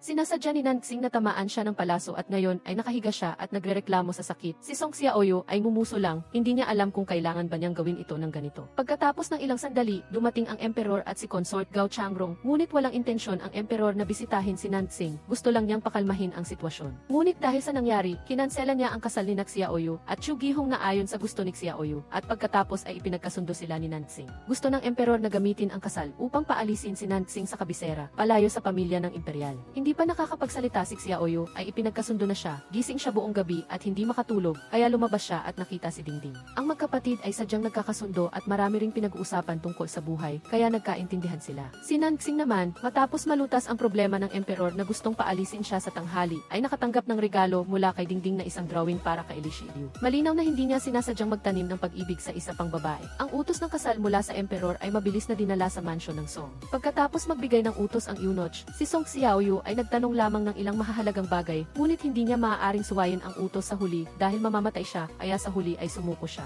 Hindi inaasahan, ang sumuway sa utos ay ang kanyang ama. Ngunit si Song Xiaoyu ay kinontrol ng mekanismo ng script at nagsimulang bigkasin ang script. Nakatakda ng mahal niya si Nanxing kaya kinalagad siya ng kanyang ama sa galit at ikinulong hanggang sa araw ng kasal. Kay Chu Gihong at siya naman ay tumakbo sa palasyo upang harapin ang emperor. Ang pag-utos ng kasal ng emperor para kay Nanxing ay may sariling intensyon. Nais niyang gamitin ang impluensya ng Song Mansion upang supuin si Nanxing. Pabor ito sa landas ni Nan Rui sa hinaharap, ngunit nakita ito ng Minister Song ang takot at pagkabalisa ng emperor sa pagkawala ng trono, kaya nais niyang gamitin ang kahinaan na iyon upang mapanatili ang kasal kay Chu Gihong. Ngunit ang pasya ng emperor ay matibay na ayaw niyang magambala sa gitna, kaya kahit na sinubukan ng Minister Song na hikayatin siya ay walang saysay. Bukod pa rito, gusto siyang parusahan ng emperor ng 30 palo. Si Nanxing sa mansion ay nakarinig ng balita ng kaguluhan sa palasyo, kaya agad siyang pumunta. Sa daan, nakita niya rin si Chu Gihong na papunta rin dahil sa Minister Song. Tumakbo si Nanxing at Chu Gihong sa harapan ng emperor at nagmakaawa na sila na lamang ang magdusa ng parusa para sa Minister Song. Dahil matanda na siya at mahina ang katawan, tiyak na hindi niya kakayanin ang 30 palong iyon. Ang emperor ay tuwang-tuwa at nagbigay ng kondisyon na kung sino man ang handang magbigay ng 10,000 tropa upang pumunta sa border at handang tanggapin ang parusang ito para sa Minister Song ay tiyak na palalayain niya ito. Walang duda, agad na sumang-ayon si Nansing sa kasunduan na ito, handang magdusa ng parusa para sa Minister Song. Nakita ng emperor na naglakas loob si Nansing na ibigay ang kanyang mga tropa at lubos siyang nasiyahan, pagkatapos ay tinawag niya ang eunuch at pinalo siya ng 30 latigo. Ang bawat latigo ay humampas sa kanyang katawan at bumalot sa kanya ng dugo. Ang Minister Song na nakatayo sa tabi ay biglang natahimik. Sa totoo lang, hindi talaga intensyon ng emperor na parusahan ang Minister Song. Gusto lamang niyang gamitin ito upang subukin ang pagmamahal ni Nansing kay Song Xiaoyu. At ngayon na nakita niya si Nansing na ganoon, hindi na siya masyadong matatag sa kanyang sariling paninindigan. Si Nansing ay umuwi upang magpagaling at biglang naalaala si Song Xiaoyu. Iniisip na nag-aayuno ito sa mga nakaraang araw kaya sa gabing iyon, sa katauhan ni Li Shiliu ay palihim siyang pumasok sa mansion upang dalawin ito. Hindi inaasahan, si Song Xiaoyu ay kumakain ng masarap, gusto pa niyang magplano at magbalak kasama siya upang isumbong si Nansing na hindi niya direktang magagawa ang anumang karahasan sa hinaharap. Si Nansing ay napabuntong hininga nang marinig ito, hindi niya alam kung kailan siya talagang makakaintindi. Patuloy siyang ipinagtanggol si Nansing nang makita niyang determinado siyang pabagsakin ang kanyang sarili. Hindi na nakayanan ni Nansing kaya umalis siya at iniwan si Song Xiaoyu na may maraming iniisip. Tumakbo si Nansing pauwi sa Tanjiang Yu na parang wala sa sarili. Uminom siya ng alak at nalunod sa kalungkutan. Alam ni Shang Guanhe na darating ang araw na ito kaya tahimik lamang siyang umupo sa tabi niya. Pinayuhan niya si Nansing na huwag sumuko dahil ito ang bagay na pinag-iisipan niya sa buong buhay niya at hindi siya maaaring umatras dahil lamang sa kaunting sakit ng puso. Kinabukasan, pumunta ang Minister Song sa mansion ni Nansing upang ipahayag ang kanyang pasasalamat dahil sa pagdusa niya sa parusa para sa kanya noong nakaraang araw at nagdala pa ng gamot para sa kanyang mga sugat. Sa pagkikita ni Nansing at ng kanyang biyenan, syempre magalang siyang nagsalita at mapagpakumbaba ang kanyang kilos. Ngunit ang Minister Song ay narito upang kumpirmahin ang pagmamahal ni Nansing sa kanyang anak. Hindi rin siya nagtago at direkta at taos-pusong umamin, ngunit dahil sa kaligtasan ng kanyang anak sa hinaharap, gusto pa rin niyang itigil ang kasal na ito at si Nansing ay naghirap sa pag-iisip magdamag at sa huli ay hindi nagpa siya na sumuko. Gusto niyang gamitin ang huling pagkakataong ito upang marinig ang sariling opinyon ni Song Xiaoyu. Ang mga problema ni Song Xiaoyu ay magulo na at ngayon pati si Song Dingding ay hindi rin mapayapa. Ang Prince Nanrui ay nagkagusto sa kanya kaya 5 beses o 7 beses siyang pumunta sa mansion at gumawa ng mga pagkakataon upang makita siya. Ngunit siya ay halatang walang interes sa kanya kaya hindi niya ito pinansin. Sa daan pabalik, hindi sinasadyang nakita niya si Shang Guanhe. Nagtagpo ang kanilang mga mata, ngunit tiyak na hindi nakilala ni Song Dingding na si Li Shiliu na nagligtas sa kanya noon ay siya. Hindi nagustuhan ni Shang Guanhe ang mayabang na ugali ni Song Dingding noon kaya patuloy niyang inasar si Nansing. Hindi siya nagbigay pansin at abala sa pagsusuri ng mga aklat sa silid. Bigla siyang nakakita ng maraming kakaibang pagbabago at alam niyang may pumasok. Ilang araw pagkaraan, nahuli nga niya ang magnanakaw at walang iba kundi si Chu Gihong. Pumunta si Chu Gihong doon upang bawiin ang lumang aklat ng Tayan, wuwang na ibinigay niya kay Nansing ngunit si Nansing ay gustong sunugin ito. Nagtalo sila sa galit at parehong inilabas ang kanilang mga sama ng loob. Laging iniisip ni Chu Gihong na iniwan siya ni Nansing sa labanan noon at si Nansing naman ay laging nasasaktan dahil tinalikuran siya ni Chu Gihong noon. Walang sinuman ang nakinig at sa huli ay bumalik sa dating galit na hindi pa nalulutas. Ang kasal ni Song Xiaoyu ay kakautos pa lang ngunit maraming hindi inaasahang pangyayari na ang naganap. Ang noble consort Cao Changrong sa palasyo ay nag-aalala na baka tumakas si Song Xiaoyu kaya nagpatawag siya ng tao upang dalhin siya sa kanyang bulwagan upang makasama niya at makapagpahinga ng ilang araw. Wala ring reklamo ang Minister Song tungkol dito dahil narinig na niya ang taos-pusong salita ni Nansing kaya hinayaan niyang ang kanyang anak na babae ang magpasya. Pilit na pumasok si Song Xiaoyu sa bulwagan at umupo kasama ang noble consort Cao Changrong upang makipag-usap. Nakita niyang labis ang pag-asa ng noble consort sa kasal na ito kaya hindi na niya napigilan at tapat niyang inamin ang katotohanan na gusto niyang kanselahin ang kasal kay Nansing. Nalungkot na gusto ang noble consort Cao Changrong nang marinig ito, ngunit ayaw niyang sumuko. Nagpasya pa rin siyang panatilihin si Song Xiaoyu upang hintayin ang araw na magbago ang isip nito. Naisip niya ang isang paraan at nagplano na imbitahan ang iba pang mga ginang kasama ang kanilang mga anak na babae sa palasyo. Na gustong kumuha pa ng concubines para kay Nansing upang tingnan kung magbabago ang isip ni Song Xiaoyu dahil sa epekto nito. Ang mga ginang na pumasok sa palasyo at narinig ang intensyon ng noble consort Cao Changrong ay nag-iwas at nagbigay ng responsibilidad kay Song Xiaoyu na ikinagalit ni Nansing. Dumaan siya at tinakot silang lahat. Si noble consort Cao Changrong naman ay humina ang katawan at kinailangang magpahinga dahil hindi hiyang ang ininom niyang milk tea na gawa ni Song Xiaoyu. Nakonsensya si Song Xiaoyu, kaya siya mismo ang nagluto ng gamot para sa kanya.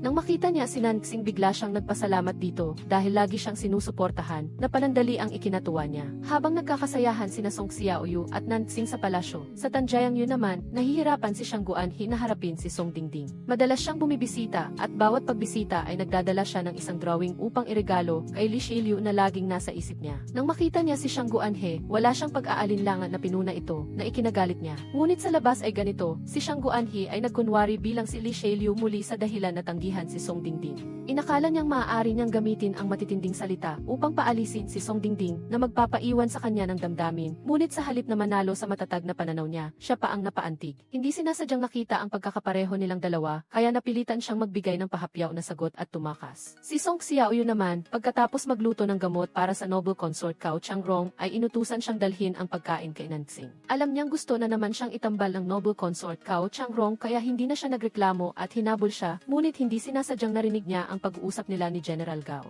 Ang General Gao ay laging gustong ipakasal ang magkapatid na babae sa kanyang mansion upang lubusan niyang makuha ang kapangyarihan ng Song Mansion kung hindi ay mapanganib sila kay Prince Nanru. Ngunit ang sagot niya ay pareho pa rin, hindi siya papayag at si Song Xiaoyu ay hindi nakarinig ng malinaw. Alam lang niya na malapit nang mangyari ang matinding dog-blood na kwento ng magkapatid na nag-aagawan sa asawa. Si Song Dingding ay maghapon na naghintay ng sagot ni Li Shiliu sa Tanjiangyu at hindi sinasadyang natagpuan niya ang lihim na pasukan sa kanilang pandayan ng espada. Nang makita niya ang sable ni Tian Wuwang, lihim niya itong dinala at nag-iwan lamang ng isang liham na gustong makipagkita kay Li Shiliu sa Song Mansion. Nang malaman ito ni Xiang Guanhe, hindi siya nagmadali at gusto niyang siya mismo ang pumunta roon upang makita siya. Si Xiang Guanhe ay wala ng pagpipilian at siya mismo ang pumunta upang hanapin si Song Dingding upang makipag-usap, ngunit siya ay sinigawan at sa huli ay kinailangan niyang lumabas sa katauhan ni Li Shiliu. Nagbigay si Song Dingding ng kondisyon na bigyan lamang siya ng 3 araw upang subukan ang buhay niya. Kung hindi pa siya naantig noon, doon pa lang siya magdesisyon at si Xiang Guanhe ay walang ibang pagpipilian kaya pumayag. Si Song Xiaoyu sa bulwagan ng noble consort Cao Changrong ay hindi makatulog dahil sa pag-iisip sa matinding dog-blood na balangkas ng script. Kung ganoon nga, ayaw niyang makita ang buhay ni Song Yimeng na masira. Gayunpaman, siya pa rin ang unang piraso ng chess na tinarget kaya ibibigay niya na ang lahat sa pagpapakasakit. Kinabukasan, si Song Xiaoyu ay nagpunta sa noble consort Cao Changrong at nakiusap na pahintulutan siyang lumipat sa mansion ni Nansing upang manirahan. Ang noble consort Cao Changrong naman ay syempre nais itambal silang dalawa. Pagdating ni Song Xiaoyu kay Nansing ay sinadya niyang magkunwari na naiintindihan niya ang sitwasyon at gumamit pa ng malambing na tono na ikinapigil ang tawa ni Nansing. Ngunit ang tunay na layunin niya sa pagpunta roon ay upang siya sa atin si Nansing. Ang pagiging mapagbigay ni Nansing kay Song Xiaoyu ay napansin ni General Gao. Ginamit niya ang usapin ng trono upang bigyan siya ng pressure. Ngunit si Nansing ay nanatiling matatag sa kanyang mga desisyon. Si Song Xiaoyu naman ay natatakot na baka makipag-ugnayan si Nansing kay Song Dingding sa panahong ito, kaya gumawa siya ng iba't ibang paraan upang maglabas ng balita rito.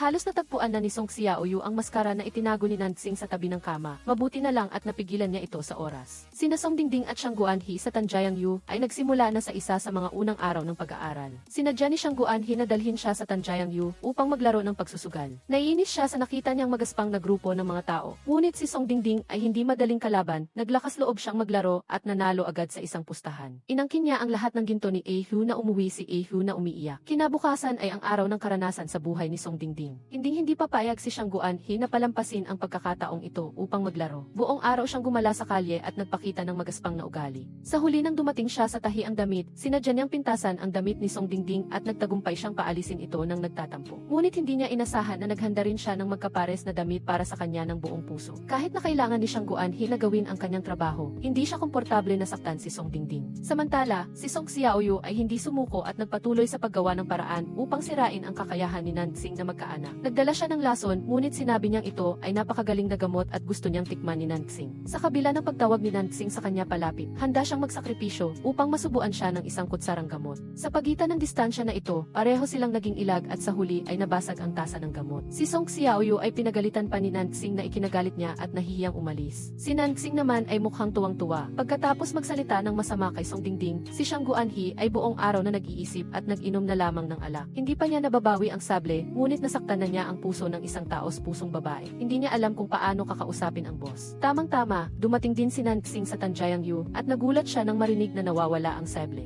Saktong pagbalik ni Nansing ay narinig niyang nawawala ang sable, kaya si Xiang Guanhe ay napilitang sumunod sa kanya upang magpaliwanag ng walang tigil. Paulit-ulit niyang binanggit si Song Dingding. Ang lahat ay dahil sa kanya, kaya humiling siya kay Nansing na bigyan siya ng 3 araw upang tapusin ang pag-aaral at putulin ang damdamin ni Song Dingding, ibabalik niya ang gamit kay Nansing. Sa totoo lang, hindi naman talaga siya sinisisi ni Nansing, ngunit hindi niya inasahan na magkakaroon din ng araw na magkakaroon ng interes si Xiang Guanhe sa isang babae, kaya gusto niyang asarin ito. Para naman kay Song Dingding, nasaktan siya sa sinabi ni Li Xiaoliu, kaya sa sakit ng puso ay gumuhit siya ng maraming iba pang portrait niya at pagkatapos ay galit na umiyak at pinunit ang lahat. Nasaksihan ni Xiang Guanhe ang buong eksenang ito at dahil nakokonsensya pa rin siya, kaya siya pumunta rito upang makita si Song Dingding. Habang nagdurusa si Song Dingding dahil kay Li Xiaoliu, si Song Xiaoyu dito ay gabiti araw na laging nag-aalala sa mga haka-haka. Mahigpit niyang sinusubaybayan ang mga kilos at galaw ni Nansing. Hindi alam ni Nansing ang intensyon niya, kaya dahil sa kanyang kapatid ay nagtanong siya ng labis tungkol kay Song Dingding. Ngunit narinig ito ni Song Xiaoyu at inakala niyang may masamang intensyon si Nansing, kaya nagdahilan siyang umalis muna upang mag-isip. Kinabukasan, pansamantalang isinantabi ni Song Dingding ang sakit sa kanyang puso at lumabas upang mamasyal at manood ng mga bulaklak kasama ang mga yaong ladies. Saktong dumating din ang 18th prince at nagpakitang gila sa kanya. Hindi alam kung bakit marami siyang nasabi na tama sa pananaw ni Song Dingding. Nagduda si Song Dingding kaya tinawag niya ito sa labas at pagkatapos ay binuking ang ilang walang katuturang kalokohan. Si Xiang Guanhe ay nandoon din at pagkatapos na ipagtanggol niya si Song Dingding mula sa masasamang salita ng mga yaong ladies ay nakita siya ni Song Dingding. Alam ni Xiang Guanhe na taos puso si Song Dingding, ngunit napilitan siyang tanggihan siya muli. Talagang sumuko na si Song Dingding sa pagkakataong ito at inimbitahan siyang magkita kinabukasan sa Zikongji upang isauli ang mga gamit. Walang sinuman ang umasa na malalaman ng ina ni Song Dingding ang tungkol sa pakikipag-ugnayan niya sa isang lalaki, kaya nagulo ang sitwasyon na nag-udyok sa kanyang ama na puntahan si Song Xiaoyu. Si Song Xiaoyu ay naniniwala pa rin na si Nansing iyon, kaya pumunta siya kay Li Xiaoliu upang humingi ng tulong. Nang marinig ni Nansing ang kwentong ito, naliwanagan ang kanyang isip. Hindi pa niya napapansin si Song Dingding, nakita niyang matigas ang loob niya, kaya hindi siya nagdalawang isip na halikan si Song Xiaoyu. Mula sa halik na iyon, nalaman din ni Song Xiaoyu na si Li Xiaoliu ay tunay na lalaki, masaya siyang bumalik. Si Nansing naman ay masigla ang kalooban at umupo upang uminom ng ilang baso ng alak kasama si Xiang Guanhe. Naalala ni Xiang Guanhe ang kanyang pagiging bilanggo noon at naramdaman niyang napakalayo niya kay Song Dingding. Kung wala si Nansing, wala siya sa kasalukuyan. Ngunit dahil sa payo ni Nansing nagkaroon ng lakas ng loob si Xiang Guanhe na makipagkita kay Song Dingding muli. Pagkatapos umalis ni Song Xiaoyu sa Tanjayang Yu, ay tumakbo siya upang makita si Song Dingding at kumbinsihin ito. Nagpahiwatig silang dalawa, ngunit hindi malinaw na sinabi ang pangalan, kaya hindi nila nakumbinsi si Song Dingding kahit kaunti. Si Prince Nandrui naman, dahil nakita niya sina Li Xiaoliu at Song Dingding na magkasama noon, ay nagpatawag ng tao upang imbestigahan si Li Xiaoliu. Hindi inaasahan, natuklasan nilang si Xiang Guanhe ay isang takas na bilanggo, kaya dinala niya si Chu Gihong sa Tanjayang Yu upang arestuhin siya. Si Nansing naman ay syempre, hindi hahayaan na maging madali ang kanilang ginagawa. Ang mga tropa ni Tian Wuwang at si Chu Gihong ay galit na pumunta sa Tanjayang Yu upang pilitin si Xiang Guanhe na umamin sa krimen. Alam niyang hindi siya madaling makakalusot, kaya humiling siya kay Nansing na makipagkita kay Song Dingding at siya naman ay kusang papayag na arestuhin muli ng mga tropa ni Tian Wuwang. Ngunit habang umalis si Nansing, nagkaroon ng problema sa panig ni Song Dingding. Mula sa katulong ni Song Dingding, nalaman ni Song Xiao na lalabas si Song Dingding gayon upang sirain ang kanyang dangal upang hindi mapilitan sa kasal. Kay 18th Prince kaya nag-aalala siyang tumakbo sa Tanjayang Yu upang hanapin si Li Xiaoliu. Saktong nagpaplano si Xiang Guanhe na lumaban at tumakas mula sa mga tropa ni Tian Wuwang. Nang marinig niya ang balitang ito, hindi siya makakatakas ngayon. Si Nansing ay pumunta kay Song Dingding sa katauhan ni Li Xiaoliu. Hindi inaasahan, hindi niya nabawi ang sable at siya pa ang nilasan, kaya hindi siya makalaban. Pagkatapos, ang katauhan ni Nansing ay nabunyag kay Song Dingding. Dinala ni Song Xiaoyu ang mga tao sa ilog at nakita ang eksena ng dalawang lalaki at babae na magkasama, kaya lubos siyang nagalit. Galit siya sa sarili niya dahil hindi niya naprotektahan si Song Dingding. Dinala si Song Dingding pabalik sa mansion na pinalibutan ng mga kawal ni Nansing na nagbabantay. Si Song Xiaoyu ay talagang nagalit at pinuntahan siya upang questionin. Ang impresyon niya kay Nansing ay lalong lumala. Sabi niya na si Nansing ay dahil sa kapangyarihan, kaya handa niyang kunin ang dalawang anak ng Song Mansion. Dahil sa katauhan ni Li Xiaoliu, hindi maipagtanggol ni Nansing ang sarili, kaya ang tanging magagawa niya ay harapin ang kasalukuyang sitwasyon. Si Xiang Guanhe naman ay dinakip at sinuri ni Chu Gihong. Ngunit siya ay matalino at maparaan, hindi madaling magsalita. Humiling si Xiang Guanhe na makita ang emperor na ikinabigo ni Chu Gihong. Hindi na niya kailangan ang pahayag ni Xiang Guanhe. Gusto niyang gamitin si Xiang Guanhe bilang isang chess piece upang akitin si Nansing sa isang bitag at mahuli siya ng sabay. Kinabukasan, paggising ni Song Dingding, pumasok agad si Nansing sa mansion upang makita siya. Sa isang tingin pa lang, alam ni Song Dingding na ito ang paraan ni Nansing upang pigilin ang balita at protektahan ang kanyang katauhan. Hindi na rin niya gustong itago sa kanya, kaya inihayag niya ang tungkol kay Xiang Guanhe. Ngayon lang nalaman ni Song Dingding na si Xiang Guanhe ang lalaking binigyan niya ng pagmamahal sa loob ng ilang araw. Ngunit dahil umabot na sa ganito ang sitwasyon, kailangan niyang maging sikreto si Nansing. Nagpa siya si Song Dingding na matalino na makipagkasundo kay Nansing. Iingatan niya ang kanyang sikreto at kailangan niyang ipangako sa kanya ang dalawang bagay. Mailigtas si Xiang Guanhe at sa buong buhay niya ay pakasalan lamang ang kanyang ate na si Song Xiaoyu. Pagkatapos asikasuhin ni Nansing ang mga bagay sa Song Mansion at lumabas, nakita niya ang mga tropa ni Tian Wuwang at si Chu Gihong sa harapan. Gusto siyang imbitahan sa Jingzhaoyin upang tumulong sa pagsisiyasat kay Xiang Guanhe, ngunit ito ay isang dahilan lamang upang akitin ni Chu Gihong si Nansing sa isang bitag. Alam ni Nansing ngunit hindi siya natakot. Pagpasok niya sa kulungan, biglang may isang grupo ng mga taong nakaitim ang dumagsa sa selda. Hindi niya inasahan, si Chu Gihong ay mas tuso at naglagay ng impostor na nagpapanggap bilang si Xiang Guanhe ng mas maaga. Si Xiang Guanhe naman ay ikinulong na sa ibang lugar. Sa harap ng sitwasyong ito, umanga si Nansing kay Chu Gihong. Si Chu Gihong ay masyadong atat na akitin si Nansing sa bitag kaya naging labis siyang mapagmalaki sa kanyang plano at hindi niya naisip na si Nansing ay laging isang hakbang na mas matalino kaysa sa kanya. Ang mga pangyayari ngayon sa malaking kulungan kung aabot sa emperor ay lalo pang makasasama kay Chu Gihong. Hindi napigilan ni Chu Gihong ang lohika ni Nansing kaya pansamantala niyang binaliwala ang bagay na ito. Si Song Xiaoyu sa Song Mansion ay biglang pinuntahan ng emperor ngayon. Narinig ng emperor ang tungkol kay Song Dingding kaya naghanap siya ng dahilan upang parusahan si Song Xiaoyu at nagbigay din sa kanya ng dalawang pagpipilian. Una, isama si Song Dingding upang maging concubine o pangalawa, tumayo at maging saksi na sinaktan ni Nansing si Song Dingding upang maparusahan siya. Para kay Song Xiaoyu, tapat siyang humingi ng pagpapawalang bisa ng kasal. Dahil sa ganoong paraan lamang hindi na magkakaroon ng pagkakataon si Nansing na galawin ang kapangyarihan ng pamilya Song. Walang pakialam ang emperor, basta makarinig lang siya ng balita na makasasama kay Nansing ay agad siyang pumayag sa hiling niya. Si Nansing ay buong araw na nahaharap sa ibang nakakapagod na sitwasyon. Mula sa lahat ng panig na pawang kalaban. Nang marinig niyang gusto siyang makita ni Song Xiaoyu ay mabilis siyang tumakbo papunta sa kanya, ngunit hindi niya inasahan na ibibigay sa kanya ni Song Xiaoyu ang utos ng pagpapawalang bisa ng kasal mula sa emperor. Lubos na nadismaya si Nansing. Hanggang sa huli ay hindi pa rin siya pinili na pagkatiwalaan nito. Sadyang malinaw na nakaukit sa puso ni Song Xiaoyu ang imahe ng isang masamang Nansing kaya umalis siya ng walang awa at tinalikuran ito. Ngunit nang makabalik siya sa bahay at makipag-usap kay Song Dingding ay dahan-dahan siyang nagbago ng isip. Nang malaman ni Song Dingding ang tungkol sa pagpapawalang bisa ng kasal, ay labis siyang nagalit kay Song Xiaoyu. Dahil sa pangako kay Nansing hindi niya masabi ang totoo, maaari lamang siyang magpahiwatig tungkol sa relasyon ni Nansing at Li Shiliu. Si Song Xiaoyu ay nagbalik tanaw sa oras at naalala ang una nilang pagkikita ni Li Shiliu at pagkatapos ay ang mekanismo ng script. Sa wakas ay naintindihan niya ang isang katotohanan na si Li Shiliu ay si Nansing. Hindi nahuli ni Chu Gihong si Nansing kaya tinarget niya ang Tanjiang Yu kasama ang grupo ni Yu Chen. Nagpaskil siya ng mga anunsyo sa lahat ng dako na nanawagan sa mga tao na arestuhin si Li Shiliu. Si Nansing naman ay pinangunahan ang Yu Chen upang tumakas, ngunit kasabay nito ay gusto rin niyang bigyan sila ng daan upang mabuhay. Pinutol niya ang lahat ng koneksyon kahit na gusto nilang manatili dahil sa kapatiran. Kinailangan niyang magsalita ng malulupit na salita dahil sa susunod na labanan hindi niya maaaring mawala ang mga kapatid na ito. Si Xiang Guanhe ang kasama ni Nansing na nagtatag ng Tanjiang Yu.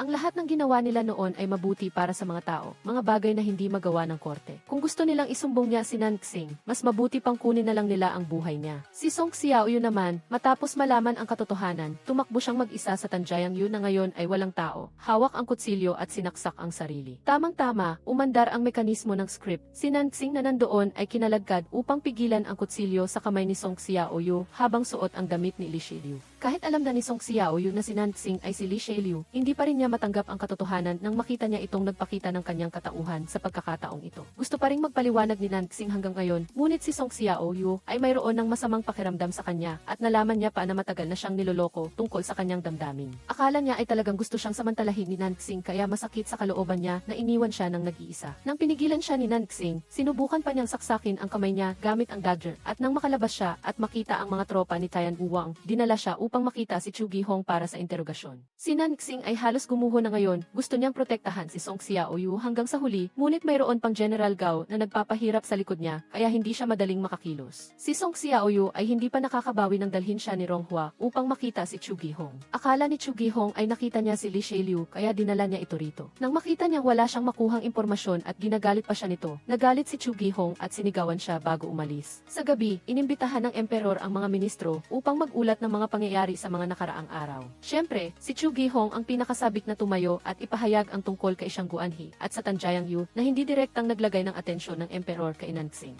Ngunit si Nansing ay kalmado at mapag-isip at gusto niyang gamitin ang mga pagkakamali ni Chu Gihong noon nang makasama niya si Li Shiliu upang maparusahan siya. Ang emperor ay likas na paborito ito kaya mabilis siyang nagbigay ng utos na bitayin si Xiang Guanhe at hindi niya gustong pakinggan ang katwiran ni Nanxing. Ang balita ng pagbitay kay Xiang Guanhe kinabukasan ay umabot kay Song Dingding at dali-dali siyang tumakbo upang humingi ng tulong kay Song Xiaoyu. Si Song Xiaoyu ay wala nang makakatulong ngayon. Si Nanxing ay si Li Shiliu kaya hindi siya maaaring humingi ng tulong. Bigla niyang naisip ang Yu Chen. Sa gabi, tumakbo silang dalawa upang hanapin sila. Ang grupo ni Yu Chen naman ay hindi mapakali nang marinig nilang inutusan ang pagbitay kay Xiang Guanhe. Si Ilong ay gustong sumugod na mag-isa upang magnakaw sa kulungan, ngunit saktong dumating ang dalawang yaong ladis. Magkasama silang nagplano, tiyak na mamamatay kung magnanakaw sa kulungan. Tanging makahanap lamang ng paraan upang baliktarin ang kaso ng pagnanakaw ng pera para sa tulong noong nakaraan ni Xiang Guanhe. Kung makahanap ng paraan upang linisin ang kanyang pangalan, magkakaroon pa ng pagkakataon. Ang pagmamahal ni Song Dingding at Song Xiaoyu para sa head boss at second boss ng Tanjiang Yu ay malalim, ngunit tuwing babanggitin ni Ihu ay nagagalit silang dalawa at itinatanggi. Ang kanilang oras ay hanggang bukas ng umaga na lamang. Sumikat na ang araw, dumating na rin ang oras ng pagbitay kay Xiang Guanhe. Puno ang paligid ng mga tropa ni Tian Wuwang at General Gao. Ngunit si Nanxing ay hindi lang nakaupo, inihanda na niya ang isang lagusan sa ilalim na naghihintay sa tamang oras upang magsunog at magligtas ng tao. Natanto ito ni Xiang Guanhe, ngunit hindi siya sumang-ayon, lumabas siya sa lugar ng hatch at gusto niyang harapin ang kamatayan ng mag-isa. Ngunit nang ibaba ang espada, dumating ang grupo ng Yu Chen. Sila ay nagbabanta at sumaludo sa mga princess, gustong gamitin ang patas na paraan upang iligtas si Xiang Guanhe. Nang makita ni Chu Gihong na gustong magulo ang Yu Chen, ay gusto niyang tawagin ang mga tropa ni Tian Wuwang upang sugpuin sila, ngunit saktong dumating sina Song Xiaoyu at Song Dingding. Ginamit nilang dalawa ang lohika at batas upang ilantad ang katotohanan.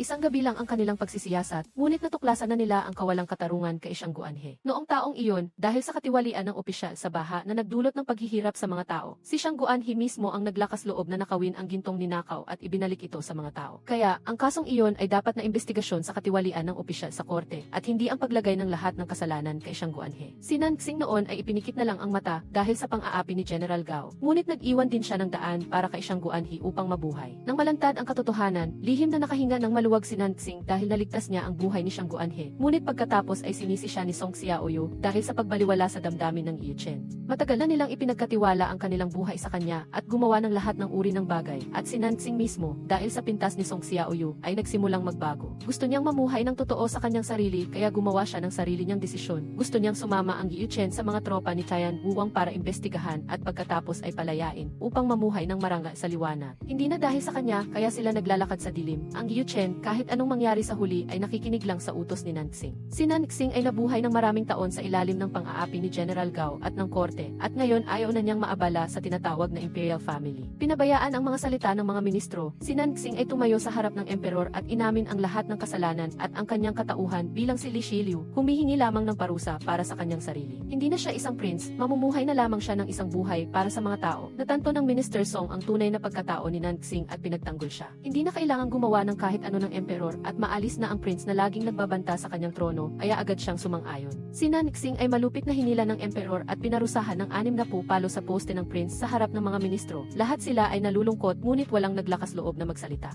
Wala nang nagawa si Chu Gihong ng sundan at tanungin si Song Daren kung bakit kinampihan si Nanxing, subalit ang totoo ay nagpatunay lang siya ng kawastuhan batay sa tama at mali. Si Gihong, sa kabilang banda, ay matagal nang hindi nagpapahiwatig ng pagkakaiba ng publiko at pribadong usapin sa trabaho at isinubo pa si Xiaoyu sa panganib. Pagkatapos ng lahat, umupo si Xiaoyu at nagtanong sa sarili, marahil, simula lahat ng bagay ay makikita mula sa iba't ibang aspeto. Hindi na siya nag-abala sa script. Ito ang unang pagkakataon na nakasama niyang kumain ang kanyang pamilya at tunay niyang tinatamasa ang lahat ng nangyayari sa harap niya nang hindi na iniisip ang mga pakinabang o kawalan. Si Nanxing mismo ang nagbayad sala sa lahat ng mga itim at puting ginawa niya noon, ngunit ang emperador sa palasyo ay patuloy pa rin gumagawa ng masasamang balak at intriga. Natatakot pa rin siya na isang araw, kung hawak pa rin ni Nanxing ang kapangyarihan ng militar, maghihimagsik ito para agawin ang trono. Si Gihong naman ay sinamantala ang pagkakataon at nagpasya na hindi niya pakakawalan si Nanxing. Matagal nang hindi nagkaroon ng ganoong kainitan na hapunan si Song Daren kasama ang kanyang pamilya, kaya napainom siya ng sobra at kalaunan ay kailangan pang akayin ni Xiaoyu hanggang sa kama. Alam niyang hindi masaya si Xiaoyu, kaya gusto niyang malaman ang dahilan. Ito ay dahil pa rin sa pagkakakilanlan ni Shiliu at Nanxing kaya hindi niya maintindihan ang kanyang sariling damdamin. Ngunit dahil nakita niya kung paanong nagmamahal sa kanya ang kanyang ama, ayaw niyang bigyan ito. Si Xiaoyu ay may sariling mga plano na umalis ng kabisera ng pansamantala. Si Nanxing, nakagagaling lang sa pagkakatanggap ng ilang 10 latigo, ay nagmadaling pumasok sa mansyon upang hanapin si Xiaoyu nang malaman niyang aalis ito. Lumapit siya upang humingi ng isa pang pagkakataon, subalit masyadong malaki ang sugat sa puso puso ni Xiao Yu, kaya hindi na siya mapatawad at itinaboy niya si Nansing. Sa unang pagkakataon, umiyak si Nansing dahil sa isang tao at umalis ng may sakit at pagkaalis niya ay natuklasan din ni Xiao Yu na sugatan siya, ngunit huli na upang habulin. Kalalabas pa lang ni Nansing ng tarangkahan at hindi pa man nasusupil ang kanyang kalungkutan, narinig na niya ang balita na nais ng Imperial Concubine na magmakaawa sa emperador tungkol sa kanyang tiyuhin, si General Gao. Bagamat lumuhod ang Imperial Concubine sa harap ng emperador para sa kanyang nakatatandang kapatid, hindi siya pinansin ng emperador at nang makita niyang tumakbo si Nansing palapit, lalo siyang namuhi at nagbigay ng isang kahilingan na mahirap tanggapin. Walang nagawa si Nansing kundi akayin pabalik ang Imperial Concubine, hindi niya alam na si General Gao, bago siya ipatapon, ay nilinlang si Gihong tungkol sa sulat ng tulong na ipinadala noon kay Nansing upang magdagdag ng puot para sa kanya. Ngunit ilang hakbang pa lang ang naakyat ng kanyang karwahe, ay biglang sumabog ang mga nakatanim na bomba sa ilalim na nagdulot ng sindak sa lahat. Hindi na naghintay pa si Song Xiaoyu at nagpa siya ng sumakay sa karwahe at umalis sa gitna ng gabi. Sa buong daan ay pinabantayan siya ni Nansing para protektahan. Hindi inaasahan, nakatagpo sila ng grupo ng mga bihasang mamamatay tao at si Xiaoyu ay nalagay sa panganib at napilitang iligtas ang sarili. Ayon sa pagkakatanda niya sa script, ang eksenang ito ay inihanda ni Nansing noon para mapusuan siya ng pangunahing babae, kaya sa pagkakataong ito ay sumugal si Xiaoyu. Tumakas siya at nagtago sandali sa isang kuweba at matapang na hinarap ang mga ito sa isang pagtatalo. Pagkatapos ay gumamit pa siya ng lambat na pangtrap para mapaatras ang mga ito. Sa sandaling ito ay dumating si Nansing at hinila siya upang tumakas. Naipit sa isang sulok, wala nang nagawa ang dalawa kundi tumalon mula sa bangin. Sa kabutihang palad, bumagsak sila sa isang ilog. Nahirapan si Xiaoyu na mayakyat si Nansing sa pampang. Paulit-ulit niya itong tinatawag ngunit hindi siya nagising. Nagsimula siyang mag-alala at binigyan siya ng teeth. Nang makita niyang hindi na gumagalaw si Nansing na patay na, bigla siyang nakaramdam ng matinding sakit ng puso. Humikbi siya habang tinatawag ang pangalan nito. Tila narinig ito ni Nansing kaya himalang nagising ito, na ikinatuwa ni Xiaoyu kaya biniyakap niya si Nansing habang sinisisi ito. Sina Nansing at Xiaoyu ay bumagsak dito kaya wala silang magagawa kundi maghintay na dumating si Fugi at magdala ng tulong. Nagpakita si Nansing ng pagkilos na parang lalaki nang subukan niyang gumawa ng apoy gamit ang kahoy, ngunit hindi niya ito natapos kahit kalahating oras na, kaya nainip si Xiaoyu. Subalit alam niyang iba ang pangyayari sa pagkakataong ito kumpara sa script. Hindi si Nansing ang nagpadala ng grupo ng mga iyon. Simpleng dumating lang siya dahil gusto niya siyang protektahan, kaya sa pagkakataong ito ay masasabing nanalo siya. Lihim na tinitingnan ni Nansing si Xiaoyu. Sa ilalim ng liwanag ng apoy sa wakas ay inamin niya ang kanyang damdamin para rito. Nais niyang magpatawad ito upang muli siyang makapag-propose kay Xiaoyu. Dahil bigla ang narinig ni Xiaoyu ang mga salitang ito, nahiya siyang iwasan ang kanyang tingin. Para sa kanya, hindi mangyayari ang lahat ng ito kahit pa tumitibok ang kanyang puso. Si Xiaoyu ay kabilang pa rin sa ibang mundo. Maraming bagay ang hindi naunawaan ni Nansing at hindi niya siya mapalapit. Gusto ni Nansing na magpatuloy siyang umasa, ngunit sa pagkakataong iyon, dinala ni Fugi ang mga tropang pangsuporta, kaya wala na silang pagkakataon na mag-usap pa. Kinabukasan, pagdating sa mansyon, nalaman ni Song Darren at Song Yiding ang tungkol sa plano ni Xiaoyu na tumakas kagabi. Gusto pa sanang magdahilan ni Xiaoyu na gusto lang niyang umalis sa oras na iyon, ngunit inistorbo siya ni Nansing.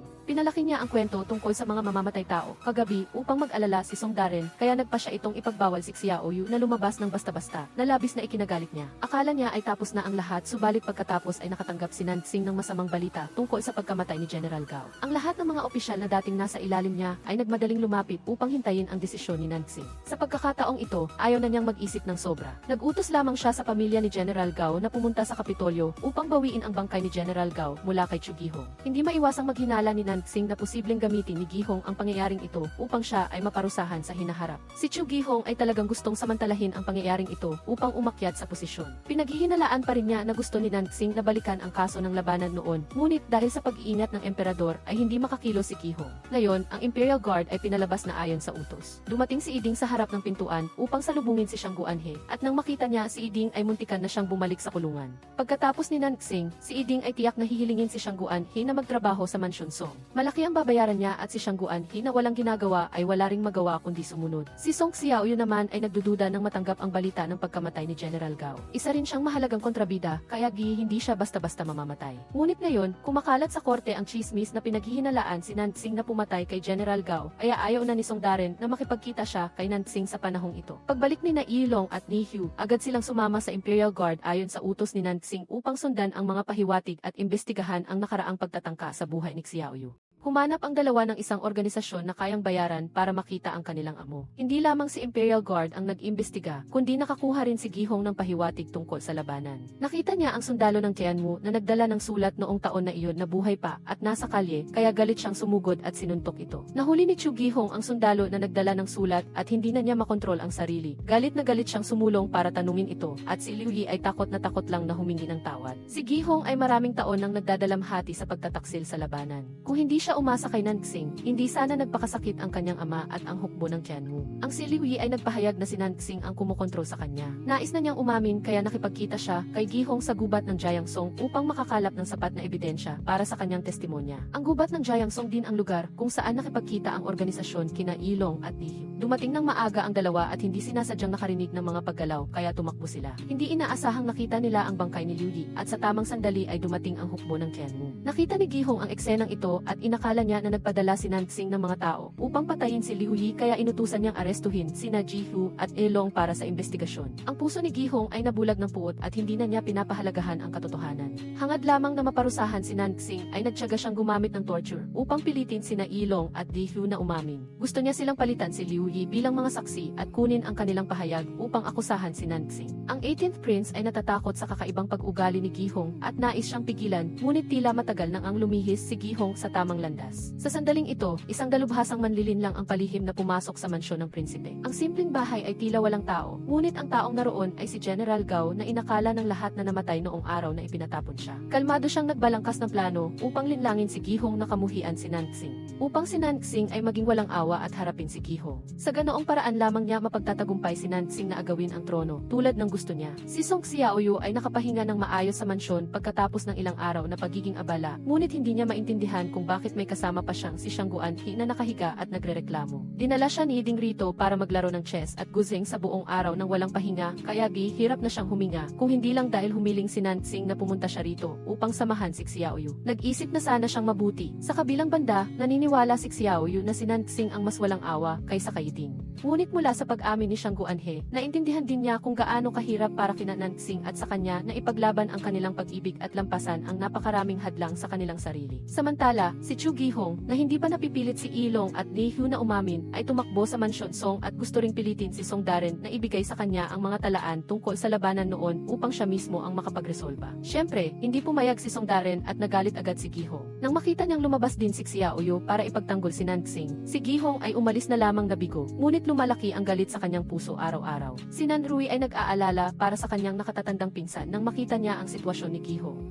Kaya naman buong tapang siyang nakipagkita kay Nansing upang pag-usapan ang bagay na ito. Salamat kay Nanrui kaya nakakuha si Nansing ng karagdagang impormasyon at nakita niya ang plano ng mga taong nasa likod nito. Ngunit hindi niya inaasahan na nais ni Nanrui na sa pilitang umamin si Nansing ng pagkakasala sa labanan upang bumalik sa normal si Gihong na nagpatahimik kay Nansing. Maging ang trono ay handa siyang isuko kay Nansing para sa bagay na ito. Kaya sinamahan na lamang niya si Nanrui pabalik at nagpatuloy sa kanyang investigasyon. Ayaw magpaliban ni Gihong at mabilis siyang nagsumite ng memorya sa emperador at syempre, nais ng emperador na samantalahin ang pagkakataong ito upang parusahan si Nansing. Ang investigasyon kay Nansing ay naganap ng maaga upang balikan ang kaso sa Pingvan. Hindi na kailangan pang hintayin ni Nansing ang pagdating nila, siya mismo ang pumasok sa korte ng hustisya upang makipagkumprontahan kay Gihong dahil sa krimen ng paggawa ng huwad na ebidensya upang siya ay masisi. Pati na rin ang paggamit ng torture upang pilitin ang pag-amin mula sa inosenteng tao. Si Gihong ay galit ngunit hindi makapagprotesta dahil totoo ang lahat ng sinabi ni Nansing. Hindi nag-atubili si Nansing at gusto pa niyang dalhin sina Ilong at Dihu dito upang harapin ang katotohanan tungkol sa paggamit ng torture. Ngunit may sariling katwiran si Gihong kaya sa huli ay gusto pa rin niyang maparusahan si Nansing. Nang mabilis, ang balita na iniimbestigahan si Nansing ay mabilis na nakarating kay Xiaoyu. Sinadya niyang hanapin ang mga liham na ipinadala sa kanya ni Gihong at nakakita siya ng ilang ebidensya. Agad siyang tumakbo sa korte ng hustisya. Si Nansing naman ay nananatiling kalmado habang sinusuri niya ang kabuuan ng pangyayari sa labanan noong araw na iyon. Una, napalibutan ang hukbo ng Tianmu. Pagkatapos ay sumugod si Gihong sa kuta ng kalaban upang lumaban ngunit nabigo at pagkatapos ay dumating ang hukbo ng Hakyuan sa lungsod ng Iyi kung saan naroon si Nansing. Maliwanag na may nagtaksil sa simula pa lang at nagbunyag ng pag-aayos ng mga hukbo, kaya madaling nalaman ng kalaban ang kanilang taktika. Bukod pa rito, ang si Liu Yi ay dapat na mayroong taong nasa likod niya na nagbigay ng katiyakan, kaya pagkatapos ng pagtataksil ay naglakas loob siyang bumalik sa kabisera ng walang pag-aalinlangan. Hindi matanggap ni Gihong ang katotohanan at gusto lang niyang ikulong si Nansing kaya tila nawawala siya sa katinuan.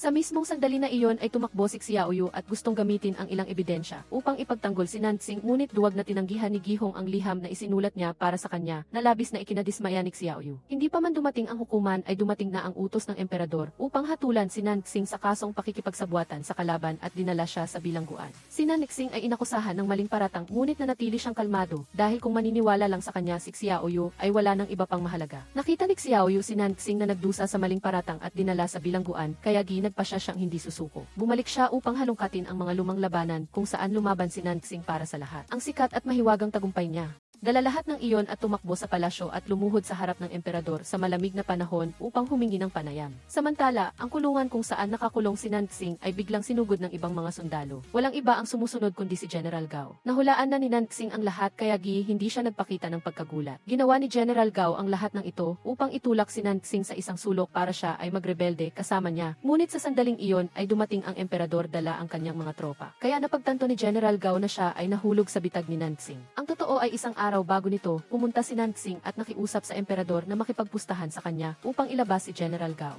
Dahil sa paggalang ng emperador sa pagbabago ni Nanxing sa nakalipas na panahon kaya pumayag siya. Hindi niya inaasahan na mahuhuli talaga si General Gao ngayon. Si Nanxing ay pumustang pakakawalan siya sa bilangguan at nakita si Xiaoyu na naroon din dahil alam niyang may sariling plano si Nanxing at hindi siya inabisuhan. Nagalit si Xiaoyu dahil nasayang ang kanyang pagsisikap kaya iniwan niya si Nanxing at naunang umalis. Kahit na nagmamakaawa si Nanxing, hindi pa rin siya lumingon, mas gugustuhin pa niyang hayaan si Nanxing na mamatay at mabulok sa bilangguan kaysa rito. Si Gao Changyin ay tinanggap na ang kamatayan na nalalapit pagkatapos ng maraming taon ng masasamang balak at intriga. Si General Gao, bagamat yumapak sa daan-daang buhay, ay malapit na kamag-anak na nagmamahal pa rin kay Nanxing. Ang kanyang mga krimen ay bahagyang dahil din sa pag-aasam na makuha ang trono para kay Nanxing. Si Nanxing ay pumunta lang dito ngayon upang bigyan ng pugay ang kanyang tiyuhin. Ang lahat ay alaala na lamang. Si Gao Changyin ay dapat ding magbayad sala sa kanyang mga kasalanan. Ang mga sundalo na maling namatay sa labanan sa Pingvan ay maaari nang magpahinga ng mapayapa. Ang mga mamamayan sa kabisera ay nagsisindi ng ilaw at nagdarasal. Si Nanxing ang taong pinaka-nagdurusa sa lahat. Ramdam din niyang siya ang dahilan sa likod ng lahat kaya hindi niya madaling mapatawad ang sarili.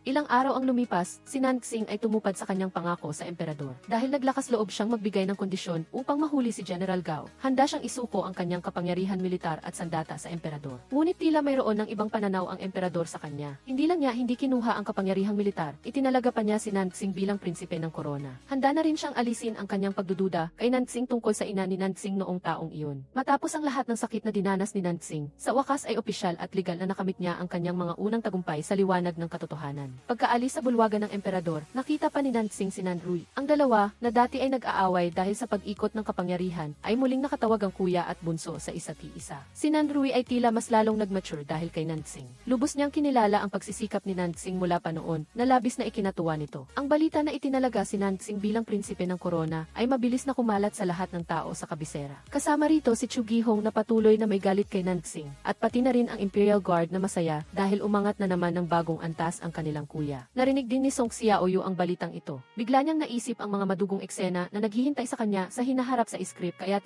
dali-dali siyang tumakbo upang magplano. Kailangan niyang pigilan ang mga hindi magandang pangyayari sa lahat ng paraan. Si Xiang Guanhe na nalilito ay nakita si Xiaoyu na aalis na naman, walang nagawa kundi magpadala ng liham upang humingi ng tulong kay Nanxing. Nagtulungan sila upang maglaro ng drama at linlangin si Xiaoyu. Una, nagbigay sila ng balita na ang Imperial Guard ay tuluyan ng pinabayaan at nasa panganib dahil si Nanxing ay naging prinsipe ng korona. Umabot sa puntong kailangan pang humingi ng tulong ni Xiang Guanhe kay Dingding, si Xiaoyu ay hindi sinasadyang nakita ang eksenang ito at mayroon pa ring kaunting pagdududa. Ngunit nang makita niyang labis na naantig si Dingding kaya binigyan niya pa si Xiang Guanhe ng isang halik. Talagang nakumbinsi siya na si Imperial Guard ay nasa gulo na kaya mabilis siyang tumakbo doon upang tumulong. Sina Jihu at ang ilang mga kapatid sa Imperial Guard ay nagpakita ng paghihirap dahil malapit nang alisin ang Tanjayang Yu. Ayaw man ni Xiaoyu ay kailangan pa rin niyang makipagkita kay Nanxing upang pag-usapan ang bagay na ito. Kakaiba man, bawat isa sa kanila ay kusang gusto siyang makipagkita kay Nanxing, kaya masasabing matagumpay pansamantala ang plano. Pumasok na lang si Song Xiaoyu sa likod bakura ng Tanjayang Yu nang hindi niya alam na ito pala ay plano ni Nanxing. Ang hardin ng Tanjayang Yu ay punong-puno ng mga bulaklak sa araw na iyon, pagkatapos ay nagkaroon pa ng pag-snow at ang ilang mga cute na maliliit na alagang hayop na matagal na niyang pinangarap. Pagkatapos ay dumating si Nanxing na nakasakay sa isang puting kabayo na parang isang prinsipeng nakasakay sa puting kabayo. Kalmado siyang lumapit kay Xiaoyu gamit ang kanyang sinseridad upang likhain ang mga bagay na gusto nito. Handa pa siyang iwan ang kanyang sweldo at maging ang Tanjayang Yu para rito. Umaasang tatanggapin ni Xiaoyu ang kanyang proposal muli. Ngunit sa huli ay kailangan pa rin niyang tanggihan, sina Nanxing at ang mga tao ng Imperial Guard ay hindi maunawaan. Dala ang pagkadismaya sa kanyang puso, tumakbo siyang sumunod dito at pinilit si Xiao Yu na isama siya upang malaman ang katotohanan. Ikinuwento niya ang tungkol sa script at ang mga kakaibang pagkamatay noon. Si Xiao Yu, bilang isang tao mula sa labas, ay kaya lang malaman ang mga pangyayari ngayon. Kung magsasama silang dalawa, lahat sila ay mamamatay. Hindi pa rin ito matanggap ni Nansing kaya humingi lang siya ng panahon. Naglakad siya sa ulan hanggang sa matagpuan siya ni Fugi. Ang simple at walang mali siya na payo ni Fugi kay Nansing ay nakatulong sa kanya upang matagpuan ang katotohanan at muntik na rin niyang malampasan ang hadlang ng mundo na binanggit ni Xiao Yu. Si Xiao Yu naman ay kinailangan harapin si Song Daren dahil gusto ng emperador na iayos ang kasal ni Xiao Yu at Nansing. Kailangan niyang kumbinsihin itong muli tungkol sa kasal. Nagalit si Xiao Yu at umalis kasama si Song Yiding para mamasyal. Hindi inaasahang dinala siya nito sa mansyon ni Nansing. Si Nansing ay nag-isip magdamag at mayroon na siyang solusyon. Kahit hindi pa rin maaari, mananatili siyang matyaga sa tabi ni Xiao Yu hanggang sa huli, kaya pinili niyang ibahagi ang kanyang mga alalahanin sa buong pamilya Song upang lahat sila ay magkaisa at tumulong. Dito, naghanda pa si Nansing ng lahat ng kailangan ni Xiao Yu para makapaglaro siya ng ilang araw. Si Xiao Yu ay bigla ang dinala dito kaya hindi na siya nakapalag. Kahit nagpakita ng determinasyon si Nansing, iniisip pa rin niya ang estado at kahandaan ni Xiao Yu. Hindi niya pinansin ang mga taong umaasa at nagmamadali para sa seremonya ng kasal. Nagpasya siyang pumunta sa palasyo upang makipagkita sa emperador at irekomenda si Song Daren bilang punong ministro. Bahagi dahil talagang karapat-dapat siya at bahagi dahil para magkaroon ng matatag na posisyon ang pamilya Song sa korte. Nakita ng emperador ang kanyang anak na maibigin at makatwiran kaya wala siyang nagawa kundi sumuko. Ang balita tungkol sa utos ng emperador para kay Song Daren ay nagpabalik agad kay Xiao Yu. Hindi lang punong ministro ang posisyon, kundi mayroon ding gintong plaka ng immunity ang pamilya Song. Kaya kahit pa magpakasal si Xiao Yu at Nansing ay hindi ito makakaapekto sa mga usapin ng korte o kapangyarihan. Kaya rin itong ganap na protektahan ang pamilya Song. Ginawa ito ni Nansing para kay Xiao Yu, kaya talagang nainit ang puso nito. Ngunit sa parehong oras ay natatakot siya na baka biguhin niya ito. Si Nansing ay gustong dalhin si Song Xiao Yu sa ilalim ng puno ng Yulao kinabukasan upang humingi ng basbas. Kahit noon ay wala siyang paniniwala, basta't naniniwala si Xiao Yu sa mga Diyos, gagawin din niya. Si Nansing ay kumilos ng determinado, ngunit hindi nagmamadali, nais lang niyang maghintay para sa kanya. Naging opisyal at legal na magkasama, ngunit naniniwala siyang ang lahat ay maaaring magbago. Sa esensya, ang mga tauhan sa kwento ay talagang nagbago ng malaki hanggang sa sandaling ito. Si Xiao Yu, na mayroon ng kaunting pag-asa sa kanyang puso, ay nakumbinsi ni Nansing kaya sa huli ay tinanggap niya ang kanyang proposal. Nais niyang subukang harapin ang mga bagay sa harap niya tulad ng sinabi niya na labis na ikinatuwa ni Nansing. Ang kasal ay itinakda na, ngayon ay oras na para magsimulang maghanda si Nansing para sa kaligtasan ng kanilang dalawa sa araw ng kasal. Ayon sa insidente na binanggit ni Xiao Yu, iyak na lilitaw si Chu Gihong upang patayin si Nansing. At siya naman ay sasaktan niya. Hindi rin niya maintindihan ang walang kabuluhang script na iyon, ngunit tumakbo pa rin siya upang humingi ng utos ng emperador na pansamantalang ipadala ang hukbo ng Tianmu sa Pingvan upang hindi makarating si Gihong sa kasal nilang dalawa. Dahil sanay na ang emperador sa pagtakbo ni Nansing para sa kanyang asawa, pumayag lang siya at pinayagan siyang umalis. Inutusan din niya ang Imperial Guard na magbantay araw at gabi sa tarangkahan ng lungsod upang masiguro ang ganap na kaligtasan. Ang araw ng kasal ay dumating na rin, salungat sa script, sa pagkakataong ito ay ikinasal si Xiao Yu kay Nansing sa ilalim ng pagpapala ng lahat. Narito, mayroon siyang pamilya, kaibigan, at isang Nansing na lubos na nagmamahal sa kanya. Nang umakyat siya sa sedan chair ng kasal, ay doon lang niya naintindihan kung anong pakiramdam ang kaligayahan. Ngunit sa mismong sandali na nagmamartsa ang prosesyon ng kasal, lumitaw si Gihong at hinarangan ang daan ni Nansing. Totoong lilitaw pa rin si Gihong at haharapin siya ni Nansing. Ayaw man ni Xiao Yu ay napilitan pa rin siyang basahin muli ang isang serye ng mga linya na nakahanda na sa script. Dumating ang sandali ng desisyon, gustong saksakin ni Gihong si Nansing ng espada. Ngunit mas mabilis si Xiao Yu at sinaksak niya si Gihong upang masugatan ito. Pagkatapos noon, ayon sa mekanismo ng script, napilitan si Nansing na humawak ng espada at naghanda na saksakin si Xiao Yu, ngunit inutusan niya si Fugi na unahan siyang saksakin si Xiao Yu. Ang mekanismo ng protagonista na nagligtas sa pangunahing babae ay gumana. Nailigtas ni Nansing si Xiao Yu, ngunit kinailangan niyang tiisin ang isa pang saksak mula kay Gihong. Umiiyak si Xiao Yu habang yakap si Nansing na sugatan. Nagtiwala siya sa kanya at naniniwala siyang nagawa niya ng baguhin ang lahat. Ngayon, basta giligtas si Nansing, wala na siyang kailangan pa. Ang lahat ng doktor ay sumuko na at iniisip na hindi na siya aabot sa umaga hanggang sa dumating ang doktor ng hukbo ng Tianmu. Pagkatapos ng isang gabing paghihirap, sa wakas ay nailigtas nila ang buhay ni Nansing. Umaasa lang ang doktor ng hukbo ng Tianmu na hindi na ipapataw ni Xiao Yu ang kasalanan kay Gihong at ginawa na niya ang lahat. Kahit nag-aalala si Nanrui para kay Nansing, gusto rin niyang magmakaawa para kay Gihong. Pinigilan ng emperador ang kanyang galit at pinahanap si Gihong at hahatulan na lang sa huli. Pagkatapos ng isang kritikal na gabi, sa wakas ay nagising si Nansing at paggising niya ay nakita niya si Xiao Yu na nakatulog sa tabi ng kanyang kama na hindi pa nagpapalit ng damit pangkasal. Nagising si Nansing at nang makita si Xiaoyu sa kanyang tabi ay gusto niya itong tuksuhin ng kaunti at nang magising si Xiaoyu ay nagpanggap siyang nahimatay.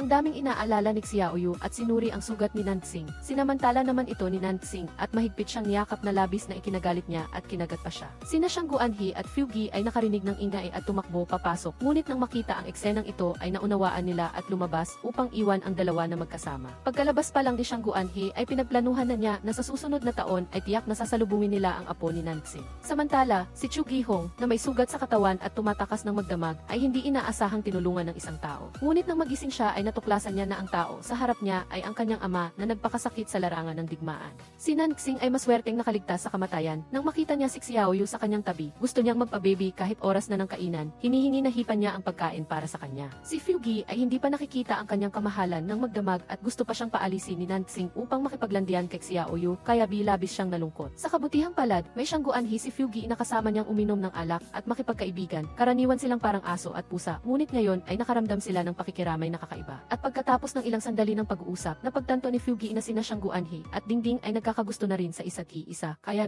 gusto na niyang umalis sa inuman. Si Song Xiaoyu, na pinilit ni Nansing at hindi pa tapos, ay pinabasa pa ng mga libro ng accounting para magtrabaho. Dahil siya ay crown princess, kailangan niyang matutunan ang mga bagay na ito. Ngunit habang nagbabasa siya, lalo siyang nalilito. Ang mga salitang medieval na ito ay nagpagulo sa kanyang isip. Sinadya ni Nansing na hanapin ang isang paraan para masanay siya. Ngunit habang tinitingnan niya siya, lalo lang siyang natatawa. Naglibang silang dalawa sa mga libro ng accounting hanggang gabi, hanggang sa hindi na makayanan ni Xiaoyu. Galit siyang iniwan ang lahat at pumasok sa kama upang matulog. Pagkatapos pag-isipan ang mga nangyari, marami ring tanong si Xiaoyu tulad ni Nansing. Bigla niyang naisip na kung gusto ni Nansing na makisama siya, kailangan din niyang ituro sa kanya ang mga pangunahing kaalaman ng tunay na mundo. Kaya nagising siya sa hating gabi at tinuruan si Nansing ng matematika at pagkatapos ay English. Kahit papaano, si Nansing ay napakahusay at naaalala ang lahat ng mabilis. Tahimik niyang tinititigan ang anyo ni Xiaoyu at pagkatapos ay nagpalitan sila ng unang mapayapang halik pagkatapos ng ilang araw ng gulo. Si Nansing ay kasal na at isa ng prinsipe ng korona, kaya nagpa siya ang emperador na bigyan siya ng isang palasyo sa korte upang mas madali siyang makipag-usap tungkol sa mga usapin ng estado. Abala silang dalawa sa paglipat ng mga gamit buong araw. Ipinilit din ni Xiaoyu na dalhin ang plaque ng mansyon ng Zeng ni Nansing. At sa wakas, napagtanto ni Nansing na ito pala talaga ang tahanan ni Nansing, ang tawag na palaging ginagamit ni Song Xiaoyu para sa kanya mula pa noon, paanong hindi niya ito nakilala. Pagkatapos asikasuhin ang mga bagay para kay Nansing, nagsimula ng pag-isipan ng emperador ang kasal ni Nanrui. Ang hindi sinasadyang pagkakita niya kay Nanrui na gumagamit ng kakaibang tingin sa isang partikular na miyembro ng pamilya Song. Kaya ngayon gusto niyang makipagnegosasyon kay Official Song tungkol kay Dingding. Siyempre, hindi pumayag si Official Song dahil inuuna niya ang damdamin ng kanyang anak na babae at ayaw niyang basta-basta magpangako ng kasal. Ngunit ipinakita lang ng emperador na wala siyang pakialam at umalis na agad pagkatapos manalo sa laro ng ajedrez. Ilang araw nang nasa tabi ng kanyang ama si Chu Gihong at nakikita kung paano ito namumuhay ng mapayapa at malusog ay hindi niya talaga maintindihan. Dahil lang sa natalong general, hindi siya nangahas na bumalik ng matuklasan niyang buhay pa siya. Ngayon, nahulaan pa niya ang lahat ng mangyayari kay Gihong kaya nakatulong siya sa kanya sa tamang oras. Inihula ni Prinsipe Tian Wu na may masamang mangyayari sa emperador sa lalong madaling panahon kaya gusto niya na maghintay lang ng matyaga si Gihong at lilitaw siya upang tumulong sa tamang pagkakataon. Ilang araw pa lang matapos ikasal sina Nansing at Song Xiaoyu ay nagplano na silang bumalik sa tahanan ni Official Song upang maghapunan bilang pagbati, ngunit hindi nila inaasahang naabutan pa ang araw na nag-aaway ang ikalawang asawa at ang kapatid na babae ni Song Xiaoyu. Mariing tumututol pa rin ang ikalawang asawa sa pagitan ni Dingding at Shang Guanhe. Gusto niya sanang ipagkasundo si Dingding kay Nanrui, ngunit si Dingding na talagang matigas ang ulo ay ayaw na ayaw syempre na pakasalan ang isang taong hindi niya mahal. Ang hapunan ng pagbati sa tahanan ni Official Song para kay Nansing ay naganap ng may awkward na kapaligiran. Ayaw din ng ikalawang asawa kay Nansing dahil si Shang Guanhe ay tao niya, kaya nang makita ni Song Xiaoyu na hindi maganda ang sitwasyon, hinila na lang niya si Nansing pabalik sa kanyang silid upang umiwas. Si Dingding, na nakitang napakaduwag ni Shang Guanhe at hindi naglakas loob na gumawa ng anumang hakbang sa kanilang relasyon, ay nawalan na ng pag-asa sa pagkakataong ito at gustong gamitin ang pera upang paalisin siya. Mas gusto niya iyon para hindi na siya maghihintay pa. May sariling dahilan si Shang Guanhe, ngunit hindi pa niya ito masabi. Samantala, bumalik na si Prinsipe Tian Wu kasama si Chu Gihong sa palasyo upang makita ang emperador. Dahil nagpa siya si Nansing na patawarin si Gihong, hindi na ipinagpatuloy ang pag-uusig sa pagtatangka niyang patayin si Nansing. Hindi rin balak ng emperador na sisihin si Gihong at nagbigay lang ng kaunting banta at pagkatapos ay inanyayahan ang lahat sa isang piging ng gabing iyon upang salubungin ang pagbabalik ni Prinsipe Tian Wu. Dahil sinabi sa kanya ni Song Xiaoyu na hindi ito ang dapat mangyari sa kwento kwento. Naging napakaingat ni Nansing sa piging. Magalang niyang binati si Prinsipe Chayan Wu, ngunit ang totoo ay gusto niya itong sukatin.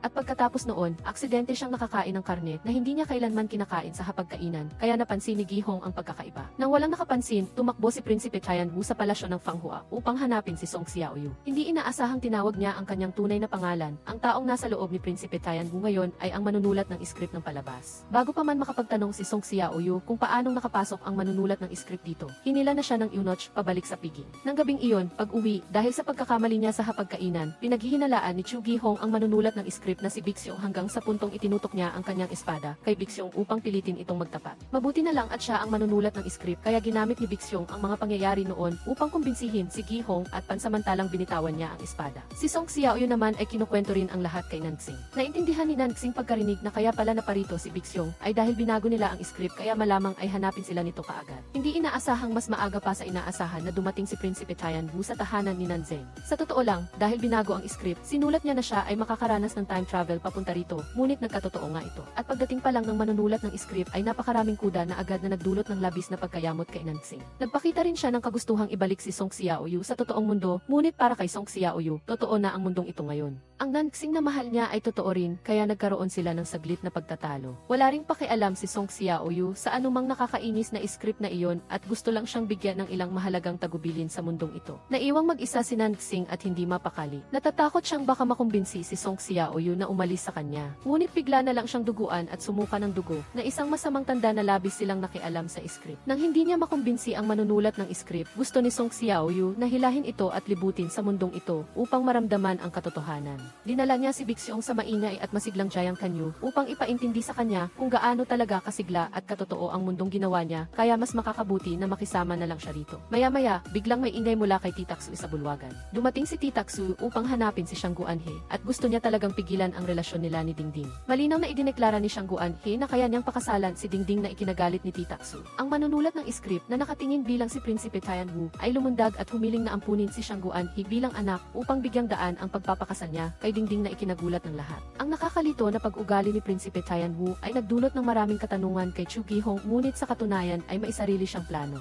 Kaya di tumakbo siya upang makipag-usap kay Nansing. Hindi na rin naglihim si Nansing at sinabi na niya kay Xiang Guanhe ang tungkol sa script na ikinabigla niya sandali. Ngunit sa huli, naintindihan niya na naghahanap ng paraan si Nansing upang kalabanin ang manunulat ng script. Naghintay si Nansing kay Song Xiaoyu buong araw at sa wakas, bumalik din siya sa kanya. Tahimik siyang niyakap mula sa likuran at patuloy na nag-alala sa kanyang sugat. Dati, pinahirapan niya si Nansing ng husto. Ngayon na mayroon na siyang sariling desisyon, gusto lang ni Song Xiaoyu na manatili sa tabi niya ng ganito. Si Bixyong, ang manunulat ng script, ay ginawa nga ang sinabi. Hindi lang niya inampon si Xiang Guanhe at binigyan siya ng apelyidong Chu, kundi nagpadala pa siya ng mga regalo sa tahanan ni Opisyal Song upang magtanong tungkol sa pagpapakasal kay Dingding. Ang lahat ng mga pangyayaring ito ay para sa pag-ugnay ng dalawang pamilya, ang pamilya Song at ang pamilya Chu. Mariing pinagmamasdan ni Nansing ang kanyang mga kilos at naramdaman na napakakahina-hinala niya. Samantala, bigla namang tumakbo si Nanrui sa Jiang Kanyu, naglabas doon ng mahigit 70 na mga paingting ni Dingding at gustong mag-propose sa kanya sa harap ng publiko na labis na ikinahiya ni Dingding. Ngunit nang makita niya si Xiang Guanhe, nagkaroon siya ng kaunting pag-asa. Nanood lang doon si Xiang Guanhe at hindi nagsalita. Nawala ng pag-asa si Dingding kaya pumayag na siya at umalis na. Ngunit sa pagkakataong iyon, pinigilan siya ni Xiang Guanhe. Naunawaan ang kanyang damdamin, binigyan ni Xiang Guanhe si Dingding ng isang pampublikong halik na matagal na niyang hiniling at ito ay salamat kay Nanrui na nagtulak sa kanila. Pagkatapos nito, nag-usap ng pribado si Nansing at ang manunulat ng script. Hindi nagtago si Bixyong at inamit na pumunta lang siya para ibalik si Song Xiaoyu at isiniwalat pa niya ang dalawa pang mekanismo ng script. Ang script ay maaari nang baguhin. Kung gusto nilang bumalik, kailangan lang nilang tapusin ang mga klasikong tagpo at makakabalik na sina Bixyong at Song Xiaoyu. Ngunit kung mayroong kusang magbabago sa script, magkakaroon ng mga pabalik na epekto sa taong iyon at iyon ang mekanismo na hindi pa nasasabi ni Bixyong kay Song Xiaoyu. Hindi na nagpanggap pa si Bixyong sa harap ni Nansing at prangkang sinabi ang kanyang masamang plano dahil sinasamantala niya ang huling mekanismo ng script. Maaari niyang itulak ang script sa ibang direksyon tulad ng kasal ni Dingding at Xiang Guanhe na magiging dahilan upang gumana ang pabalik na mekanismo kay Nansing at sa isang punto ay mamamatay siya. Siyempre, hindi natakot si Nansing at nanatiling matatag, ngunit pagkatapos ay muli siyang dumugo at nawalan ng malay. Si Chu Gihong, mula pa noong huli ay nagpanggap lang na pansamantalang naniniwala kay Prinsipe Chayan Wu, ngunit sa pagkakataong ito ay nag-imbestiga na siyang mabuti.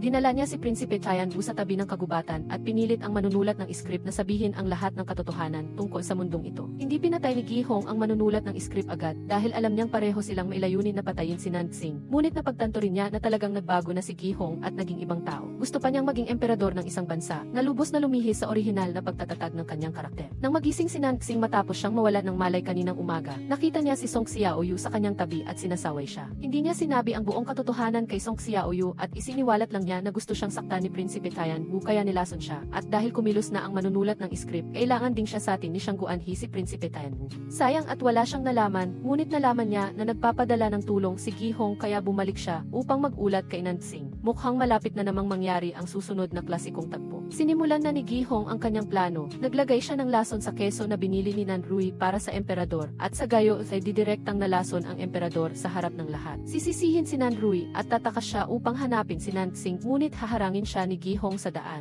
Walang awa siyang pinatay ni Gihong ang gwardya ng katawan ni Nanrui na si Jixiang na nagpaguho sa buong pagkatao ni Nanrui. Mabuti na lang at dumating sina Fugi at ang mga Black Armor Guards upang tumulong kaya pansamantalang huminto si Gihong. Nalason ang emperador at ngayon ay naghihintay na lang ang korte ng utos ni Nansing. Nagtiwala si Nansing sa kanyang nakababatang kapatid kaya gusto niyang ipagpatuloy ang malalim na investigasyon habang siya naman ay pumunta upang hanapin si Nanrui. Lubos ding nag-alala si Song Xiaoyu nang marinig ang balita dahil sa susunod na klasikong tagpo, umakyat na sa trono si Nansing kaya ngayon na may nangyari sa emperador, tiyak na papalapit na ng papalapit ang balangkas ng kwento. Natagpuan ni Nansing si Nanrui at medyo nasaktan siya nang makita ang kanyang pagbagsak. Ngunit hindi nagpakita ng awa si Nansing at hindi niya pinayagan si Nanrui na maging mahina. Umasa si Nanrui kay Gihong hanggang sa huli, ngunit itinulak pa rin siya sa puntong ito at ngayon, ito na ang sandali na gusto ni Nansing na tumayo siya at patunayan ang kanyang sarili. Ipaglaban ang katarungan para sa emperador at sa pamamagitan ng pagtutulungan sa investigasyon, mailalantad lamang nila ang katotohanan. Wala nang nagawa si Song Xiaoyu kundi ang harapin ang manunulat ng script, ngunit hindi niya inasahan na siya ay walang puso at pumayag sa lahat ng ito. Naniniwala siya na ang lahat ay mga karakter lamang sa kwento at hindi karapat-dapat pag-aksayahan ng kanyang oras. Gagawin niya ang anumang bagay upang makalabas sa mundong ito.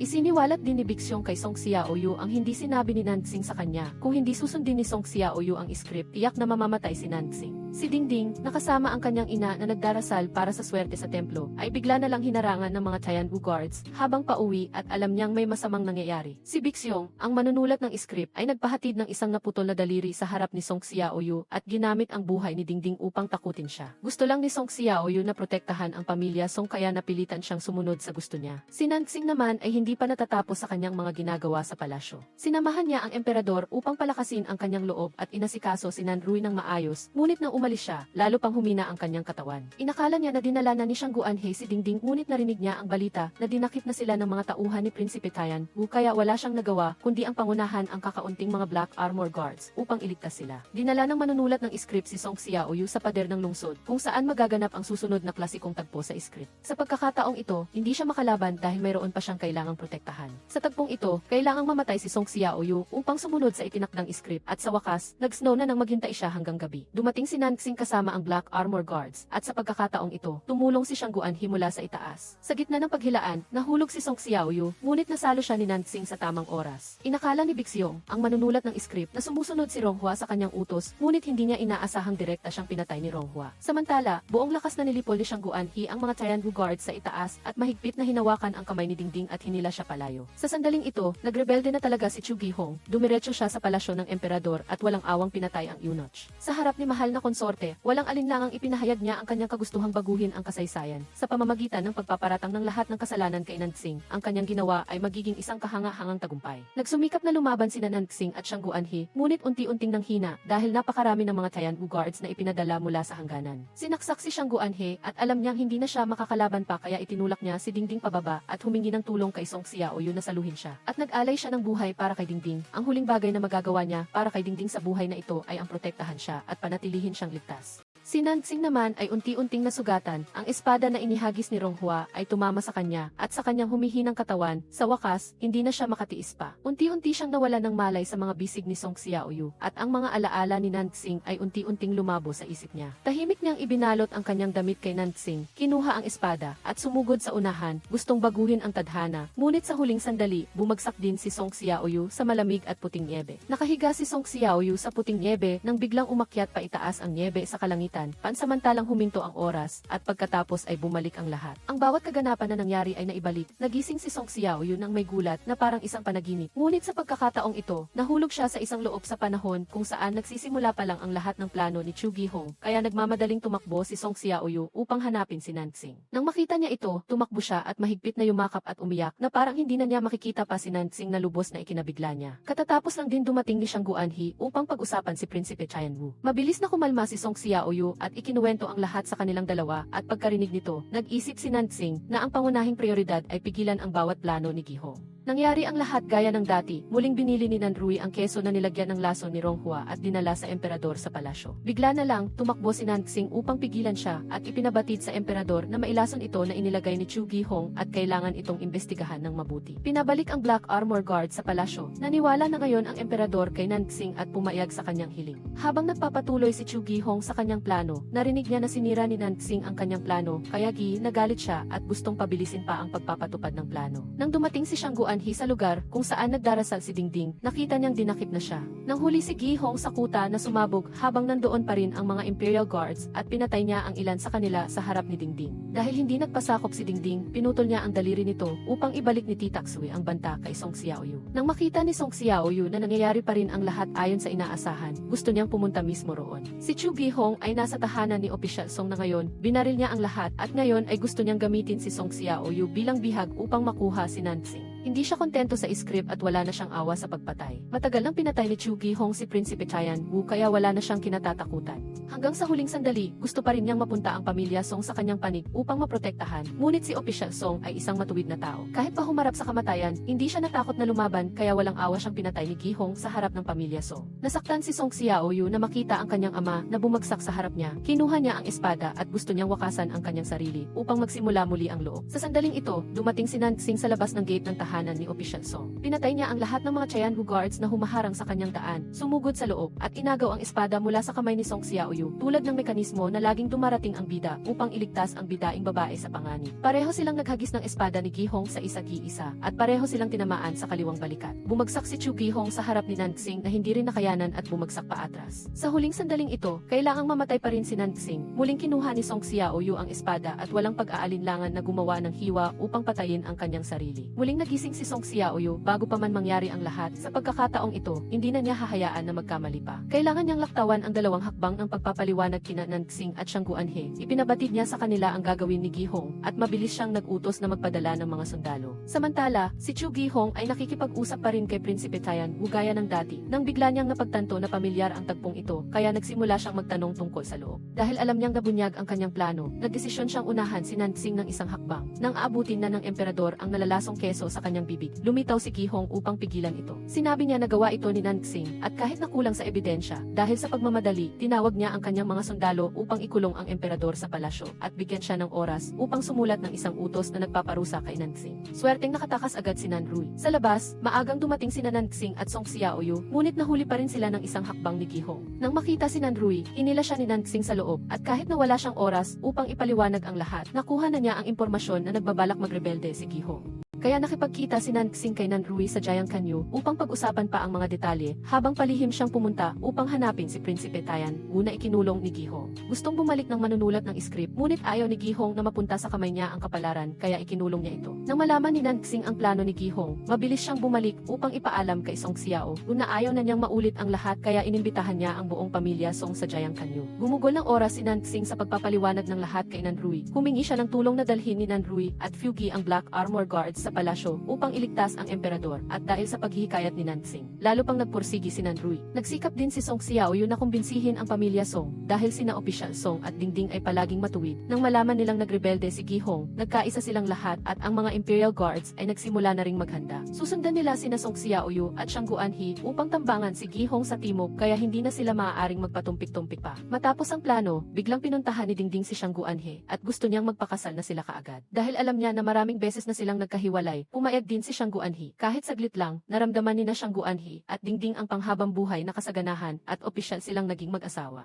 Pagkatapos ayusin ni Nansing ang lahat, naghanda na rin siyang umalis, nagsimula ng hatiin ng lahat ang kanilang sarili upang isakatuparan ang plano. Si Song Xiaoyu, na puno ng determinasyon, ay sinuotan siya ng baluti. Ang dalawa ay nakatayo sa Jiang Kanyu at nakatingin sa lupain. Tiyak na naramdaman nila na ang gabing ito na ang huling mapagpasyang labanan. Nang bumaba ang dilim, sina Song Xiaoyu at Dingding ay sabay-sabay na nagdala ng tambol sa gitna ng kabisera at nagpahayag tungkol sa paghihimagsik ni Prinsipe Tianwu. Si Madam Song naman ay sumunod din at gusto niyang tumulong. Ang Imperial Guards na pinamumunuan ni Shang Guanhee ay naghanda na para sa pagtambang sa daraanan ng mga Tianwu Guards at ni Gi Hong sa South Gate. Inihanda na rin ni Nan Rui at Fu Gi ang kanilang sarili para sa tamang oras na tambangan at iligtas ang emperador sa palasyo. Sa sandaling ito, nagkaisa ang lahat upang protektahan ang Dajing at ang kapayapaan ng mga tao. Nagpatuloy ang kanilang plano. Ang mga Tianwu Guards na ipinatawag ni Chu Gi Hong sa kabisera ay umabot sa 5,000 kaya naghiwa-hiwalay sila sa iba't-ibang daanan sa lungsod upang magtipon sa lugar ni Gi Hong. Ngunit hinati na ni Nansing at kinalkula ang mga daanan. Una, ang grupo ng mga sundalo sa daanan ni Na Ilong at Opisyal Song. Kahit nakakaunti sila, marami namang opisyal sa lungsod ang nagbigay ng tulong upang magpaputok ng mga fireworks na ikinagulat ng mga Tianwu Guards at hindi sila nakakilos ng maayos. Kaya napigilan ang unang grupo ng mga sundalo. Sa kabilang panig ng martsa ay sina Jihu at ang mga kapatid na Imperial Guards. Hindi lang iyon, ang mga kapatid sa Jianghu na dating may alitan kay Li Shilu ay dumating upang tumulong, kaya bilabis na nagpasalamat si Ihu. Magkasamang lumitaw sina Shang Guanhee at Dingding upang akitin ang mga kaaway at itulak sila sa daan kung saan nakahanda na ang pagtambang ni Song Xiaoyu at ng grupo ng mga babae. Sa ganoon, nagawang bitagin at labanan sila ng husto. Sa palasyo ng emperador naman, sumugod na rin sina Nan Rui at Fu Gi upang tumulong at nakipaglaban kay Ronghua. Kailangan ding kumilos ng emperador dahil sugatan si Jixiang. Kinuha ni Nan Rui ang espada at gamit ang kanyang huling katapangan, nagawa niyang patayin si Ronghua. Pinamunuan ni Nansing ang mga Imperial Guards upang harangin si Chu Gi Hong. Ngunit napansin ni Song Xiaoyu na may hindi tama. Mukhang hindi sapat ang bilang ng mga Tianwu Guards. Nalaman niya mula kay Chu Gi Hong na nagplano siya ng maaga at nagpadala ng mga tauhan upang tambangan ang mga tumutulong na sundalo ni Nansing sa labas ng lungsod, kaya naman naglakas loob siyang pumunta rito. Bagamat kakaunti sila noong una, dumating ang lahat upang tumulong, kabilang ang maraming sibilyan at lalo na si Prinsipe Tianwu.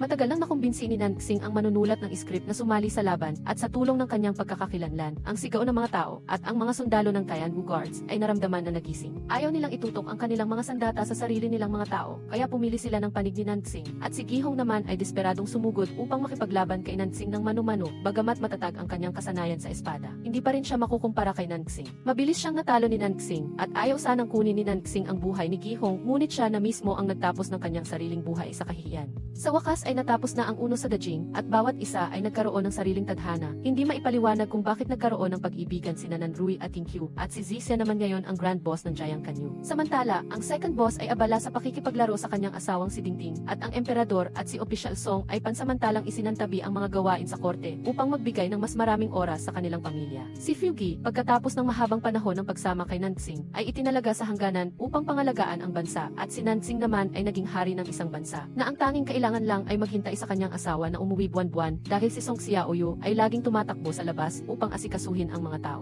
Bigla na lang pumasok sa isip ni Song Xiaoyu ang isang ideya. Paano kung ang lahat mula sa kanyang time travel hanggang sa kasalukuyan ay bahagi rin ng isang script? Ano man ang mangyari, ipagpapatuloy niya at ni Nansing ang pagbabago at magkakasama sila hanggang sa pagtanda. Bigla namang tumunog ang telepono sa silid. Sinagot ito ni Song Xiaoyu at nakita niya na ang kanyang manager pala ito na nagmamadaling papuntahin siya para sa pagsubok ng costume para sa unang araw ng paggawa ng pelikula. Nagising si Song Xiaoyu, naglakad ng walang kasiguraduhan papunta sa set at tumakbo upang tingnan ang Nanfeng na isang mayabang na aktor na hindi man lang siya nakilala. Malungkot na umalis si Song Xiaoyu, iniisip na panaginip lang ang lahat. Ngunit bigla siyang tinawag ni Nanfeng gamit ang pangalang Song Yimeng. Iyon pa rin ang ngiti at titig na iyon at binanggit niya ang lihim na salita sa Ingles na silang dalawa lang ang nakakaalam. Umiyak si Song Xiaoyu at tumakbo upang yakapin si Nansing ng mahigpit. Siguro, ang lahat ay hindi lamang isang panaginip kundi isang bagay sa pagitan ng magkatulad na mga mundo. Nahanap pa rin siya ni Nansing saan man.